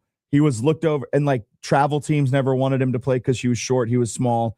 I don't know if he ever wanted to play travel, whatever it might be, but like he was a great kid, never given an opportunity to go on further. We also have the college sports whole ecosystem of it all. And like, you don't want to go to college if you're a soccer player. Like, you don't want to go up and move through the college ranks necessarily if you have the dream of making the U.S. men's national team. You, of course, can still make it. There's the Patrick Ajumans of the world who played for Charlotte FC, got sold off. He started his career as a D3 soccer player, finished at Rhode Island, goes to Charlotte FC. He got hurt. He may have been on the roster for this World Cup, but he got hurt prior to selection. And like there are the exceptions, but for the most part, you need to have a youth system that is not pay to play, that identifies talent, not traits, and you have them grow up in your academy. Yeah, and the pay to play thing is why a lot of our best athletes go to sports like football because, well, I mean, we can get on the football team. I mean, it is kind of costly, but football coaches typically come and get you if you're good enough. Like, people will invest in you in that sport. Like these travel coaches and stuff for baseball from time to time, they may go that far, but for the most part, it's like, well, if you can't afford it, then I'll go to the next person. It's also tough because football in college, it is very much like you go up through college, you get a full ride if you're good. In baseball, it's changing a little bit with the way that they're doing a lot of like the revenue share and scholarships and whatnot. But for the longest time, you weren't getting a full ride if you were a baseball player. You were getting a 50% scholarship. So you'd still have to essentially, quote unquote, pay to play type of thing to make it in college. And then football is probably the last sport we have where the recruiting is done at the high school level. Like the meat of the recruiting is done at the high school level. Man, they're picking kids up in middle school now. Well, yeah, but you go to you ask a kid when they're in college, like, oh, where'd you get recruited out of? And they tell you their AAU team. They're not going to tell you their high school. Same with soccer, same with baseball. It's more of the travel teams that they're on than the high schools they played for. Yeah, they go to a showcase or something. Yeah, and they get spotted. Exactly. Yeah. Well, sounds like we got to revamp the whole system if we want to compete. But I do appreciate this text. Like we've been hearing for 40 years that the U.S. is about to take a big step. I agree with that. I don't think that's happening. And I think we are taking incremental steps and we are showing that we're progressing. But a big step is probably never coming internationally. Like I think we will be lucky if we win a World Cup in our lifetime. And I've accepted that. Yeah, I've accepted that too. And when we do, please believe you will never get to live it down by me personally. I will make sure everybody knows. I'll go to message boards in other countries and just use my translator and be like, we won. Take that. Ha, ha, ha. Trolling in 20 languages. I love it. Hey, that's what the Google Translate app is for, absolutely. Right? Absolutely. All right, let's get a quick break in. Chris Canty said something absolutely crazy on Unsportsmanlike. We've got to react to it. That's coming up next. You're listening to Fitz the Bill. Don't touch that dial. We've got soccer fever in RVA, and the best spot to catch every international game is Shepherd Street Tavern. Game day specials such as 6 wings for $6 and $20 pictures of Modelo, Carlsberg, and Stella beer available during every match. Now under new management, Shepherd Street Tavern is located at 2922 Park Avenue in the Museum District. Stop by, meet your friends, and bring the dogs to our outdoor patio and catch the vibe at Shepherd Street Tavern, the place for soccer watch parties. On BritBox, there is a place where stories twist like cobblestone roads, grand manners hide secrets, and stakes are higher than seaside cliffs. Find places worth getting lost in on BritBox. Watch a new series like The Other Bennett Sister from the world of Jane Austen and A Woman of Substance starring Golden Globe winner Brenda Blethyn. If you want to get away, you're in the right place. Stream the best of British TV on BritBox. Free trial at BritBox.com. Are you having trouble hearing? Hearing loss can devastate the quality of your life. Now, there's an affordable fix for you or your loved one. Rated the best hearing aids of 2026 by Forbes Health, Audion Hearing has the highest quality hearing aids at the lowest prices, starting at just $98 a pair. I actually like them better than my old $5,000 hearing aid. I could not believe how my hearing and life changed. Join over 1 million happy customers by going to audionhearing.com. That's AUDIEN hearing.com. Fleetwood Mac fans, get ready. Rumors, the ultimate Fleetwood Mac tribute show, is coming to Serve Pro After Hours concerts at the Innsbruck Pavilion on July 17th. Relive the rock and roll magic with Rumors in Glen Allen. All the hits, all the harmonies, all the magic live under the summer sky. And the fun continues on July 18th with Badfish, celebrating the musical spirit and legacy of Sublime. Then, on July 25th, set sail for the ultimate summer party with Yachtly Crew. It's tribute nights at the Innsbruck Pavilion in Glen Allen all summer long. Get your tickets now at afterhoursinnsbruck.com. Catch up on the latest horse racing news with Off to the Races live broadcast 10 a.m. to noon every Saturday on 106.1 ESPN. Presented by the Racing Biz. Patrick was way behind on his IRS taxes. I was in way over my head. The total amount ended up being somewhere just over $30,000. $30,000. Then the IRS came to collect. Started getting letter after letter. A lien had been filed against me. They were going to basically hang me completely out to dry. He had to do something. That's when I reached out to Optima Tax Relief. Patrick's life quickly got a lot easier. It was very easy, pretty much hands off. They picked up the ball and ran with it. And how'd it go? I couldn't believe it. I had to ask 2 or 3 times. I saved an incredible amount of money. How does Patrick feel about Optima? Couldn't be happier. They definitely helped me. Optima Tax Relief, the best place to call. They're the best in the business. Do what Patrick did and call Optima Tax Relief for a free consultation. Call 800-343-6460. 800-343-6460. 800-343-6460. Optima Tax Relief. Testimonial from an actual client. Some restrictions apply. For complete details, please visit OptimaTaxRelief.com. You're listening to Fitz the Bill, Richmond's morning sports talk show on 106.1 ESPN Richmond.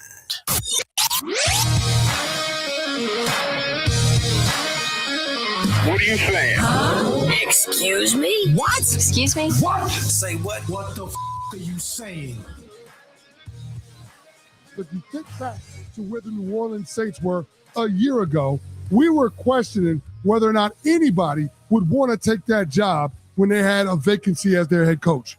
And now we're looking at the New Orleans Saints, and we're talking about the job that Kellen Moore did, his name being included in Coach of the Year conversations, even though he was on a 6-win team. But then also we're talking about a quarterback that wasn't a first-round pick having an opportunity to win the majority of the games that he started this season. So I do think that Tyler Shuck has it teed up for him in a very unique way that we don't see a lot of second-year quarterbacks have. That was, broadly speaking, a conversation on how Tyler Shuck could win MVP this season and a broader conversation on the New Orleans Saints. There is a lot of hope. There is, man, that word keeps coming up today. Hope, believe, all of that fun Ted Lasso stuff. Maybe the texter's right. We do need to hire Ted Lasso for our U.S. men's national team.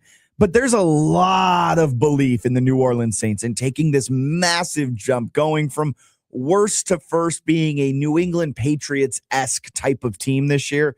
And let me just say, pump your brakes on that. Tyler Shuck was not a good quarterback last year, and the New Orleans Saints do not have the same makeup as that New England Patriots team did. What was the biggest difference between 2024 and 2025 for the New England Patriots? They hired Mike Vrabel. What was the biggest change for the New Orleans Saints from last year to this year? They signed Travis Etienne, who then changed his name to Travis Etienne. That's not the same makeup. They're just very different. And Tyler Shuck could not win MVP this season and could not win MVP at any point in his career. If you look at last season, he had a negative number for his EPA per dropback, and he had a negative number for his EPA per play, ranking 30th out of 45 qualified quarterbacks. He did have a positive completion percentage over expectation, 0.6%, which just means that he's completing passes at a slightly higher rate than expected based on pass depth, receiver separation, et cetera, et cetera. But like his EPA metrics and his underlying numbers tell a completely different story. He is in the bottom third of NFL starters in EPA per dropback and EPA per play. And that negative EPA, expected points added, means that Tyler Shuck's plays, on average, decreased the Saints' expected scoring compared to the league average. The disconnect between his slightly positive CPOE and negative EPA means that while Shuck was accurate relative to expectations, the plays themselves weren't generating positive value. Now, is that Shuck? Is that coaching? Is that the play calling? We shall see this season, but my bet is that it's on the quarterback who was a 25-year-old rookie who played on 3 college teams and didn't break out in college until he was a 24-year-old playing against 18-year-olds. I'm just saying. And to think that he's going to be an MVP caliber type of quarterback this year, I'd like whatever Canty's having. That sounds nice. I love the way you explain like how people are stupid without calling them stupid. That was ridiculous, bro. Canty, man, he been around football way too long to say that's the kind of stuff that lets me know that during the pre-show meeting, he was like, I'm going to say some wild stuff. Matter of fact, hold on. Let me bring this back in, okay? You know what you just said? I'm going to bring this back in. Just follow my lead. And then he drops that just for a reaction because that's ridiculous. He didn't play well enough to even have this conversation that he would be in MVP conversations, let alone the Saints didn't make the type of improvements during the offseason to make you think he would be in the MVP conversation. And Canty is the only one that I've heard that says Shuck is you MVP. got to win games and you got to have statistics. You really have to have the statistics. Yes. And he's not popping off the map with statistics. Even in his 9 games last year that he started, he averaged 216 yards and he was basically getting 1 touchdown per game. Yes. Like what? This is 2026. And to build on it a little bit more, Canty is the only one saying Shuck could be MVP, but he's not the only one saying the Saints are going to take this like massive leap next year. I've heard that. And I just do not understand it whatsoever. Try to help me here. Because I chalk it up to the fact that they're in the absolute worst division and there's zero faith in the Falcons. There's like minimum faith in the Panthers, and then the Bucks don't have Mike Evans finally. Yeah, and so I think people think they're going to take a step back too. 8-9 can win that division. No, 8-9 probably will win the division game because they just can't get out of each other's way. However, 8-9 winning a division ain't going to have the statistics to be compete, an MVP. Yeah, to compete with all these other guys, man. He had a adjusted EPA per play, which is essentially throws out some of the noise and tries to more so just tell you exactly what the quarterback is doing. He ranked 29th in the NFL last year in adjusted EPA out of 45 quarterbacks who took 150 snaps or more. He had a 45.1% success rate. That ranks 28th in the NFL. That means more times than not, he was having an unsuccessful play. Now, Jack, what's a successful play? Well, I'm so glad you asked, right? On first down, are you gaining 50% or more of the yards needed to get a first down? On second down, are you gaining 50% or more of the yards needed for a first down? On third down, are you gaining 100% of the needed yards? And on fourth down, are you gaining 100% of the needed yards? So on first down, are you making it 2nd and 5? On 2nd and 5, are you making it 3rd and 2? And on 3rd and 2, are you making it 1st and 10? You're staying ahead of the chains. He's only doing that 45% of the time. So 55% of the time, he's failing, which is not very good. And we think he's going to make a jump to be an MVP. All right, man. I'm so very, very, very confused by that. And if Travion Henderson was allowed to be Travion Henderson in the Patriots offense, he wouldn't be second in offensive rookie of the year voting either. Travion definitely should have been at least second. In fact, if they featured him more, he probably would have won the thing. But that's a conversation for another day. Yeah, Tyler Shuck is not going to be in MVP conversations anytime soon. Chris Canty, that one blew me away. That's such a reach, man. Like this is why people don't listen to us sometimes, because people get like him, get them platforms and say crazy stuff. When I heard that, I was like, huh? What? They should have went straight to commercial after That's that. crazy. You know what else? Didn't he go to UVA? Yeah, he's a UVA guy. He's a UVA guy. He's supposed to be smart. Hey, that was, man, coming at Chris Canty. I mean, what? Somebody should have came at him for that. I know. If I was on the show, I would have. If you said something that ridiculous, we absolutely going straight to commercial. And then we're going to have a conversation during the break. I wonder how crazy I could get to go to commercial. I don't even know if I could get behind a crazy I mean, take like your that. Jalen Hurts takes are very, very close to making me push the button. In fairness, I have him ranked higher than our resident Eagles fan. I know. I push the button on Matt all the time, actually. All right. That's fair then. I mean, I have Sam Darnold below Jalen Hurts. Yeah, I mean, that was actually shocking to me. But according to Canty, Tyler Shuck should be in your top 10. That's crazy. If Tyler Shuck wins MVP, shoot, I'm going to take it a step further. If Tyler Shuck gets MVP votes, I'll do something crazy. Bro, if Shuck wins MVP, man, I might contemplate quitting, because everything I know about football just does not make sense. If Shuck wins the MVP, I will shave my head. Man, I'll be shocked if he's in the. He don't even have to win MVP. If he's in the conversation, I will be shocked. That's what I'm saying. Now, I don't want to have like one random voter vote him for MVP, because that Late's listening to this is like check. But like, if he wins MVP, if he finishes in the top 3 of MVP voting, I will get my hair shaved. And Kellen Moore should absolutely be coach of the year. I don't recall anybody saying Kellen Moore could have been coach of the year last year either. Goodness gracious. Maybe my NFL circles are not his NFL circles. Maybe mine are more like straight lines and he's actually in the circle. Yeah. Just to kind of keep building on like our youth academy and that whole discussion that we've been having on soccer. Yeah. Apparently Norway made youth sports completely free 40 years ago. Imagine that. And someone tweeted and just made the quarters for the first time ever. Probably not a coincidence. And then Andrew Marchand, who is a writer for The Athletic, a senior writer for them covering sports media and stuff like that. He then tweeted, well, your local Premier Ultimate Select Club just raised their fees by $1,000 and you have to buy all the gear every year. And it's like, yes, that is the problem with American youth sports. Even in my little small town, man, they've priced out people from youth sports. The youth sports I played were at least affordable when I was growing up. Obviously, the price goes up on everything, but the prices that they're charging people is actually ridiculous. And so like in our area, obviously football and baseball were like the predominant sports, and it's just not popping off like it used to. And crazy enough, the high school has suffered, right? We used to be a premier high school football program and everything, and it's just not looking good. Not looking good at all. I mean, you look at a lot of the high schools around here, the ones that have the most success have like good buy-in with the middle schools and the youth teams, and like it makes sense, and they don't price people out. Nope. And if they do price you out, they try to work with you and get your talented kid out there. Yeah, exactly.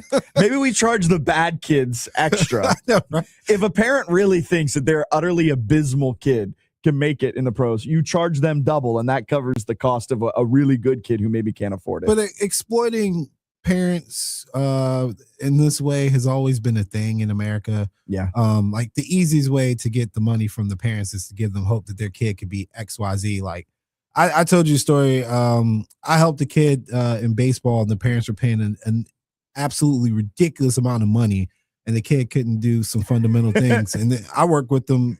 I didn't really want the money. I just wanted to help him. And he had the talent, and it got to the point where travel baseball kind of just got annoying because of the politics and the cost. Politics, man. And he switched to basketball. Thankfully, he was a great basketball player. But it's just one of those things where, like, there's a lot of factors that push people away. And there's a lot of factors that come into why kids don't go to certain sports. But the root of it is the cost. And then the travel aspect of it then creates you to pigeonhole yourself in at a young age. So from age 6 to now, 6 to 25, right? You've only been playing baseball. You've only been playing soccer. Yeah. And like the studies show, you should be a multi-sport athlete growing up. Brian Jordan himself said that. The studies say professional that. multi-sport athlete. I mean, the fact that we've got like, there's kids who play year-round football. That's not good for you. There's kids who play year-round baseball who pitch. That's not good for your elbow. You've got kids who play year-round basketball. You're losing out on skills that other sports help sharpen. And guess who's taken number 1 overall in the drafts every year? Multi-sport athletes when they were growing up. And yet for some reason, we still try to pigeonhole kids in by forcing them into these pay-to-play systems, and it's insane. Hey, look, we had multi-position athlete a couple drafts ago. Yeah, true. We're getting better. He got hurt. So believe it. Maybe put him in the position that he probably shouldn't have been in. Yeah, you ain't wrong on that one. Yeah, we just can't get right. Let's get a quick break in. The University of Richmond, the Spiders are the first team here in the 804 between them and VCU that have announced their non-conference schedule for men's basketball next year. Want to talk a little bit about that, but also the mid-major struggles of scheduling, something we've talked about at length, but it's something that has reared its head once again with the Spiders announcing their non-conference schedule. That's coming up next right here on 106.1 ESPN Richmond. Fitz the Bill on 106.1 ESPN Richmond. Back in just a moment. Catch every international soccer match at Star Hill, Bear Hall, and Rooftop in Scott's Edition. Watch the game on the big screens in the Bear Hall or on the rooftop, and enjoy Star Hill's shareable bites like the hummus platter and jumbo soft pretzel, plus refreshing drinks like wine, handcrafted cocktails, and award-winning craft beer. Located at 3406 West Lee Street in Scott's Edition. Don't miss a minute of soccer action. Kick it with Star Hill, Bear Hall, and Rooftop all tournament long. You can only stare at the same conference room walls for so long. At Back Nine Golf in Midlothian, business works a little differently. Host your next client meeting, corporate event, or team get-together in a space built for productivity and play. Bring your laptop, use the conference room, close the deal. Then head to the simulator bays and keep the conversation going over a round of golf. No rainouts, no splitting up the group, no ordinary meeting space. Back Nine Golf, behind Sam's Club in Midlothian, where golf never sleeps. Google Back Nine Midlothian to learn more. From the FIFA World Cup to competitive business environments, grand ambitions lead to game-changing achievements. At Bank of America, we're there to support businesses at every step, providing insights and expertise to help you gain an edge. He shoots, he scores! What would you like the power to do? Explore winning business solutions at BofA.com/gamechangers. Bank of America, official bank of the FIFA World Cup 2026. Hey, John, why so glum? I just got let go. The company's downsizing. This is the third time in the last 2 years. I'm done with this. Have you thought about My Computer Career? I've heard they can train you for a career in IT in just a few months. including cybersecurity and the basics of AI. And you don't need prior training or experience. Now that's a recession-resistant career. Wow, thanks. I'll check them out. Go to mycomputercareer.edu and take the free career evaluation. mycomputercareer.edu, an Elite CompTIA certification partner. Financial aid is available to those who qualify, including VA benefits. Bradley here with Pro Weld Fabricators, the professional problem solvers. On a construction site, problems happen. Broken steel, custom brackets, last-minute fabrication. That's when you need to call the professional problem solvers. At Pro Weld Fabricators, we specialize in commercial welding, structural steel, and custom fabrication for contractors and building projects. When metal problems threaten to slow your project down, our experienced team delivers strong welds, fast solutions, and reliable results. This is Brandon with Pro Weld Fabricators. Visit our website at pro-weldfabricators.com. This is advertising material. Businesses have a responsibility to keep you safe. Patch the pothole, fix the broken step, wipe the parking lot, mop the floor, and put up a sign. When they skip those basics and someone gets hurt, that's negligence. If you slipped, tripped, or fell on someone else's property, Alexander Shinard Trial Attorneys want to hear from you. Call 877-222-6666 or visit alexwins.law for your free case evaluation. alexwins.law. This is advertising material. Past results do not guarantee future outcomes. Every case is different. Philip George's licensed attorney in Virginia is responsible for legal work. Office is located in Norfolk. You're tuned into Fitz the Bill, Richmond's only local morning sports talk show on 106.1 ESPN Richmond. Powered by Ironclad Coffee and Baking Company.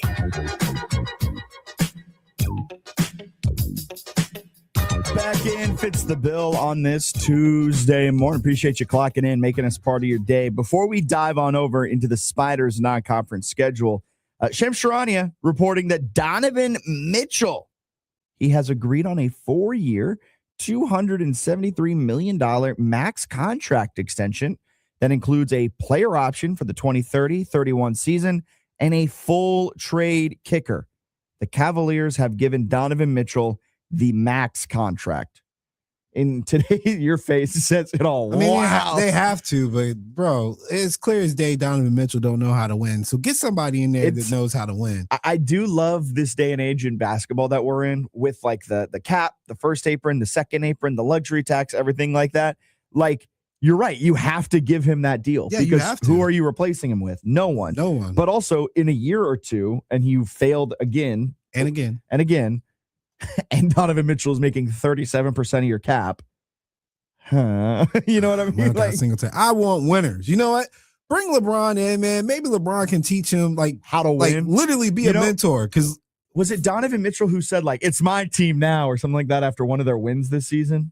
No, it was no, the one crazy guy, the role player. Yeah, the role player who's like, it's Donovan's team now. Yeah, kind of Donovan City, I think is what he said. Something crazy. Yeah, like slandered LeBron's name like crazy. You think LeBron's first order of business when he gets to Cleveland? Man, hey, cut him. Bronny, come here. No. Bronny. I would not cut him. I would walk in the locker room, say, this is my locker now, and have him removed. And then have him go to a new locker and then go, no. And if you don't like it, you can leave my city now. No, he goes to the new locker. He goes, no, that's Bronny's locker now. Like, and then he brings Bronny in. But somebody made him apologize. Yes, I saw that. Yeah. I think it was Donovan Mitchell. Yeah, somebody should have made him.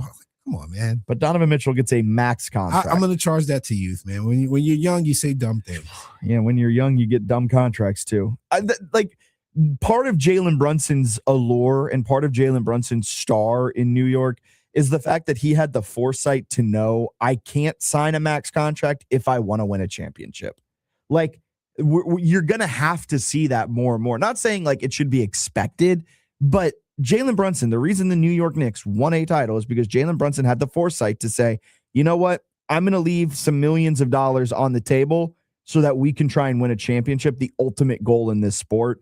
And I'm kind of shocked that Donovan Mitchell was like, I want all of it. Again, it's a conversation we don't have enough of. Like, people need to learn how to win. It's not enough just to be talented anymore. You need to learn how to win. United States men's national team. Learn how to win. Everybody needs to learn how to win. Our girl Coco had to learn how to win. She's still finding her way a little Naomi bit. Osaka. Yeah, had to learn. Japan's own. Yeah.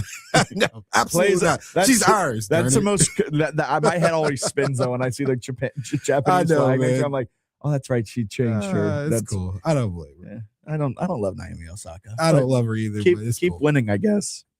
I guess Coco Gauff. Keep winning, Coco Gauff. I will definitely cheer for Coco. I do want to turn our attention, keep it on the hardwood a little bit, and turn our attention to the Spiders, because Richmond recently announced their non-conference schedule. And, it leaves a little bit to be desired. But how did I know you're going to say? Everybody says that every single year. But, let me say it. They've got a couple of good games on there. I like the Virginia Tech game at Virginia Tech. That could be a Q1 opportunity. No, it's not. All right, hater. No, it's not. I'm not hating. It's the truth.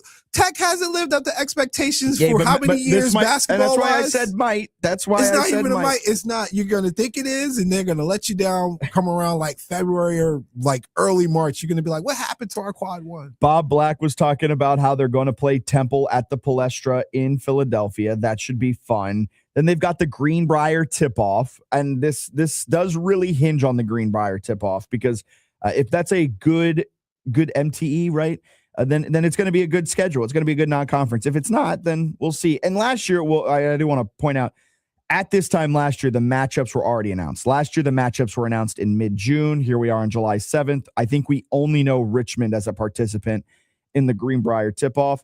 But people are jumping down the Spiders' throats for this schedule, which is a fine schedule. Leaves a little bit to be desired, but it's a fine schedule. But I've got a tough reality here to say, Alan. A10 fans aren't going to like it. Spider fans probably don't love it.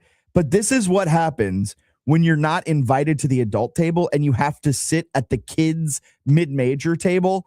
But even further, you're not even at the kids table. You're at the auxiliary kids table. The overflow kids table. You got to quickly pitch it up because you realize that your aunt brought 3 kids instead of you just didn't know, and you had to throw up like an auxiliary table, and that's where all the weird kids of the family sit. Like that's kind of where Richmond is right now because of the recent form of the Spiders.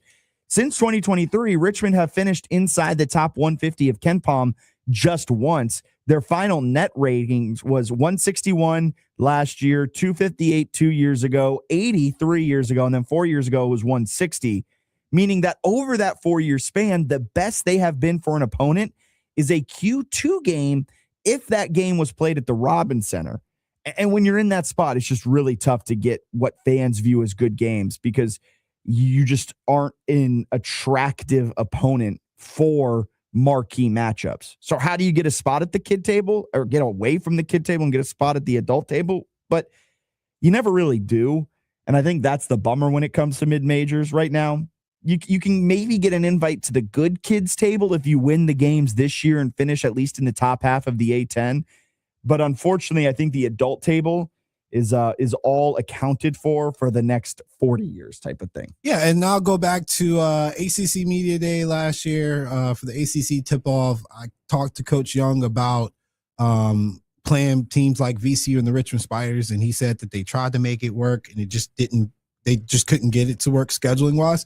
Those types of things happen, and then on the other side, there's people like our guys from Miami of Ohio, where they literally beg you, and they still tell you no. There is no incentive to take the risk of losing to the mid-majors anymore. And people are very hypersensitive. Even with expansion, they're still hypersensitive about having that just black mark on their resume that they lost to a Q3 team or a Q2 team, even as early as December. Yes, especially with a Richmond team that you look over the past 4 years, they've never even been a Q1 opportunity. Yeah. Like for VCU, I can kind of understand their complaint a little bit more because they've at least been like Q1 opportunities for opponents.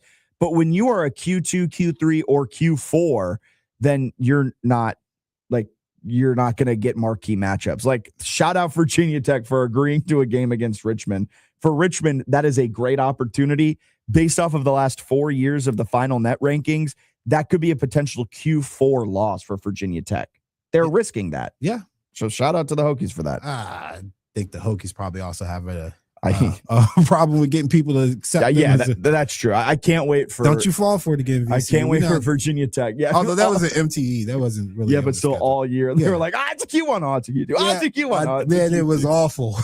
It was awful. I love it when it's right there on the fringe. You end up rooting like you're trying to help them. Like, look, I will send you the scouting report. I need you to win this game.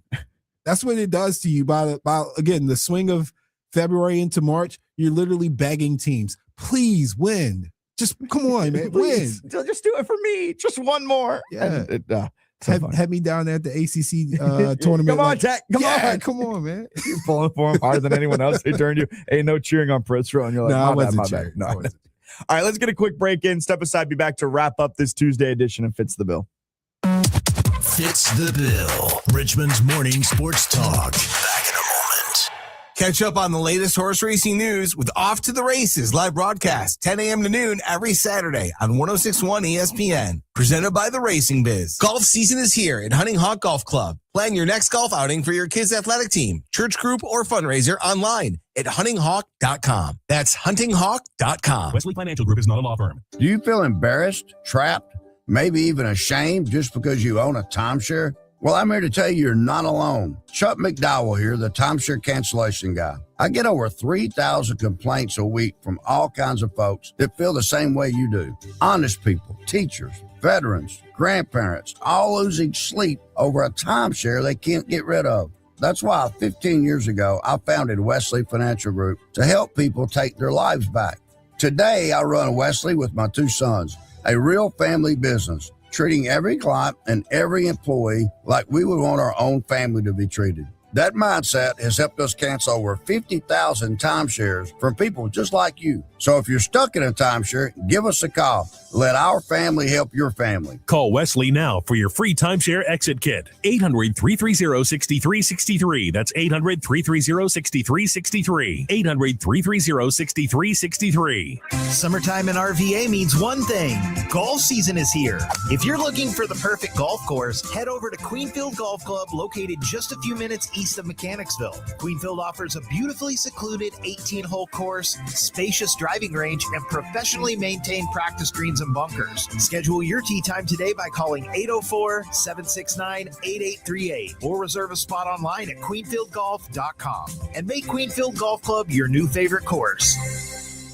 Nothing Bun Cakes is all about bringing joy. We're your one-stop shop for all occasions and holiday celebrations. Stop by any one of our 5 Nothing Bun Cakes bakeries in the Richmond area or visit online at nothingbuncakes.com. For adults with Crohn's disease or ulcerative colitis symptoms, every choice matters.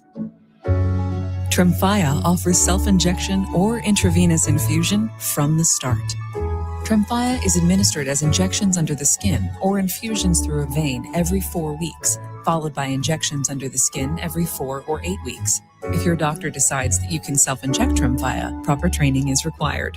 Tremfya is a prescription medicine used to treat adults with moderately to severely active Crohn's disease and adults with moderately to severely active ulcerative colitis. Serious allergic reactions, increased risk of infections or lower ability to fight them, and liver problems may occur. Before treatment, get checked for infections and tuberculosis. Tell your doctor if you have an infection, flu-like symptoms, or need a vaccine. Explore what's possible. Ask your doctor about Tremfya today. Call 1-800-526-7736 to learn more or visit tremfyaradio.com. Richmond wanted local sports talk in the morning, and we Fitz the Bill. Back now on 106.1 ESPN Richmond.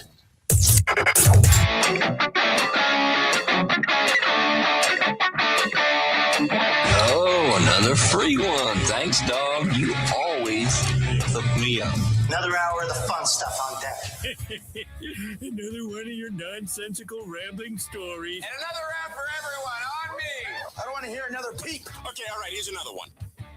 Another thing before we get up on out of here, staying on the U.S. men's national team, everything we've been talking about this morning. We got a text in during the break saying about everything we were talking about, like youth academy, pay to play, everything like that. The text says, family went through the craziness and money and everything with travel baseball. All of the aspects turned us off. Finally got to his son enough. Then winter of 2025 became an indoor track shot putter. Got really interested, enjoyed the atmosphere. Then spring, made the decision to leave baseball and become a track guy. Hey, that is exactly how it happens, man. I'm trying to tell you. Were you a shot putter? I was a shot putter. Yeah, I got into track because I did wrestling as my secondary sport for a couple years. And the thing with me in wrestling, I had always done like stand-up boxing stuff with my uncle. So grappling was different. I was absolutely terrible at wrestling and dedicated my entire summer to getting better. And I still remember the first tournament I won in Buena Vista. And I turned around and ended up actually being good enough to play in tournaments with my team and stuff. But the track coach was like, look, you could not do conditioning and just come out here and just use your natural size and hang around pretty girls. And so I went to track. I'm not going to lie to you. I was in high school. It worked out for you. You got to VCU. There was pretty girls and less running. So that's why I went to track and ended up getting a little bit of money out of it. Isn't it kind of funny that track is the one that has less running? Yeah, no, for sure. You just emphasize the and field. Ironically, when I got to college, I spent the entire time of my eligibility in college talking trash to the sprinters who are still my like brothers to this day, but like always saying that I should be the anchor leg on our 4x1 all the time. I would. Did they ever let you try it? Yeah, we did. We did big man relays and stuff. Okay. Like I said, in high school or in college, when I was in shape and training and stuff, just the way we did strength training at VCU for shot put and discus, a lot of it was power, quickness, and to get your muscles to react, to be explosive. Yeah. So my 40 time wasn't bad, but these are like sprinters. We still probably have really good sprinters. I haven't kept up with it as much as I used to, but like during my time, we had some legitimate sprinters. So yeah, I could never make the cut, but it was always entertaining to see me at practice early, talking trash to people way faster than me. Maybe that's what this guy's son's gonna go off and do. Maybe tell your shot-putter. texter, tell your son, don't be afraid of them sprinters. They're just like wide receivers, man. They just talk trash, have big egos. They're not better than us. I didn't know there was so much animosity. Oh my god, so much hate towards me and the sprinters. That's man. so funny. They get all the love, and secretly we win the conference championship because I scored in discus. But my friend who did the 6'9" backflip high jump is the one that gets all the love. Yeah, geez, Louise. I know. He's a midget too. He really should have done 6'7". He should have done the 6'7" high before jump. that was a thing. Yeah, but he could have been a trendsetter. Could have been a trendsetter. This U.S. men's national team might be a trendsetter. I do think that, and I know we had the texter earlier on saying it's been 40 years saying America's about to take a big leap. I'm not going to say they're about to take a big leap, but I do think that this is a good first. I don't want to say first step either. I want to kind of get away from that analogy, but like this is going to invigorate, not even reinvigorate, but just invigorate, I think, the soccer public. There's more discourse on the Twitter timelines and the Instagram timelines and the Facebook timelines than I've ever seen before when it comes to soccer. Now, is it only going to last 12 hours and then we'll be on to the next thing? Maybe, but it might actually inspire some change in how we handle our youth academies. And this could be the trend-setting moment that helps the United States maybe not ever compete for a World Cup. Like, I'm not dreaming big. I just want to be considered a top-tier team. You know, I want to be able to make the G5 to P4 jump. That's all I want. In 2030, when the entire college football world gets upended with these new media right deals, I want the U.S. men's national team to upend the rest of the soccer world, and we become one of those top 10, nations in the world that we're able to be competitive on the same pitch as Belgium. That's what I'm looking for. How did we do it in hockey? Like seriously, how did we turn it around in hockey? A miracle. Yeah. A literal miracle. And it's been a mainstay since that though. And we've always been in the conversation. Right. We've been one of the greatest. All it takes is one inciting incident. And maybe that's what this was. But I am an optimist, and I'll continue being an optimist when it comes to certain things. All right, that'll do it for Fitz the Bill on this Tuesday. Keep it locked right here on 106.1 ESPN Richmond. We are where Richmond talks sports. We're back live and local at 3 p.m. with the Lake Lewis Jr. Show. Then that's into the mid-major match show at 4. We are the spot to talk sports. 106.1 ESPN Richmond will be back tomorrow morning. See you then, 8 a.m.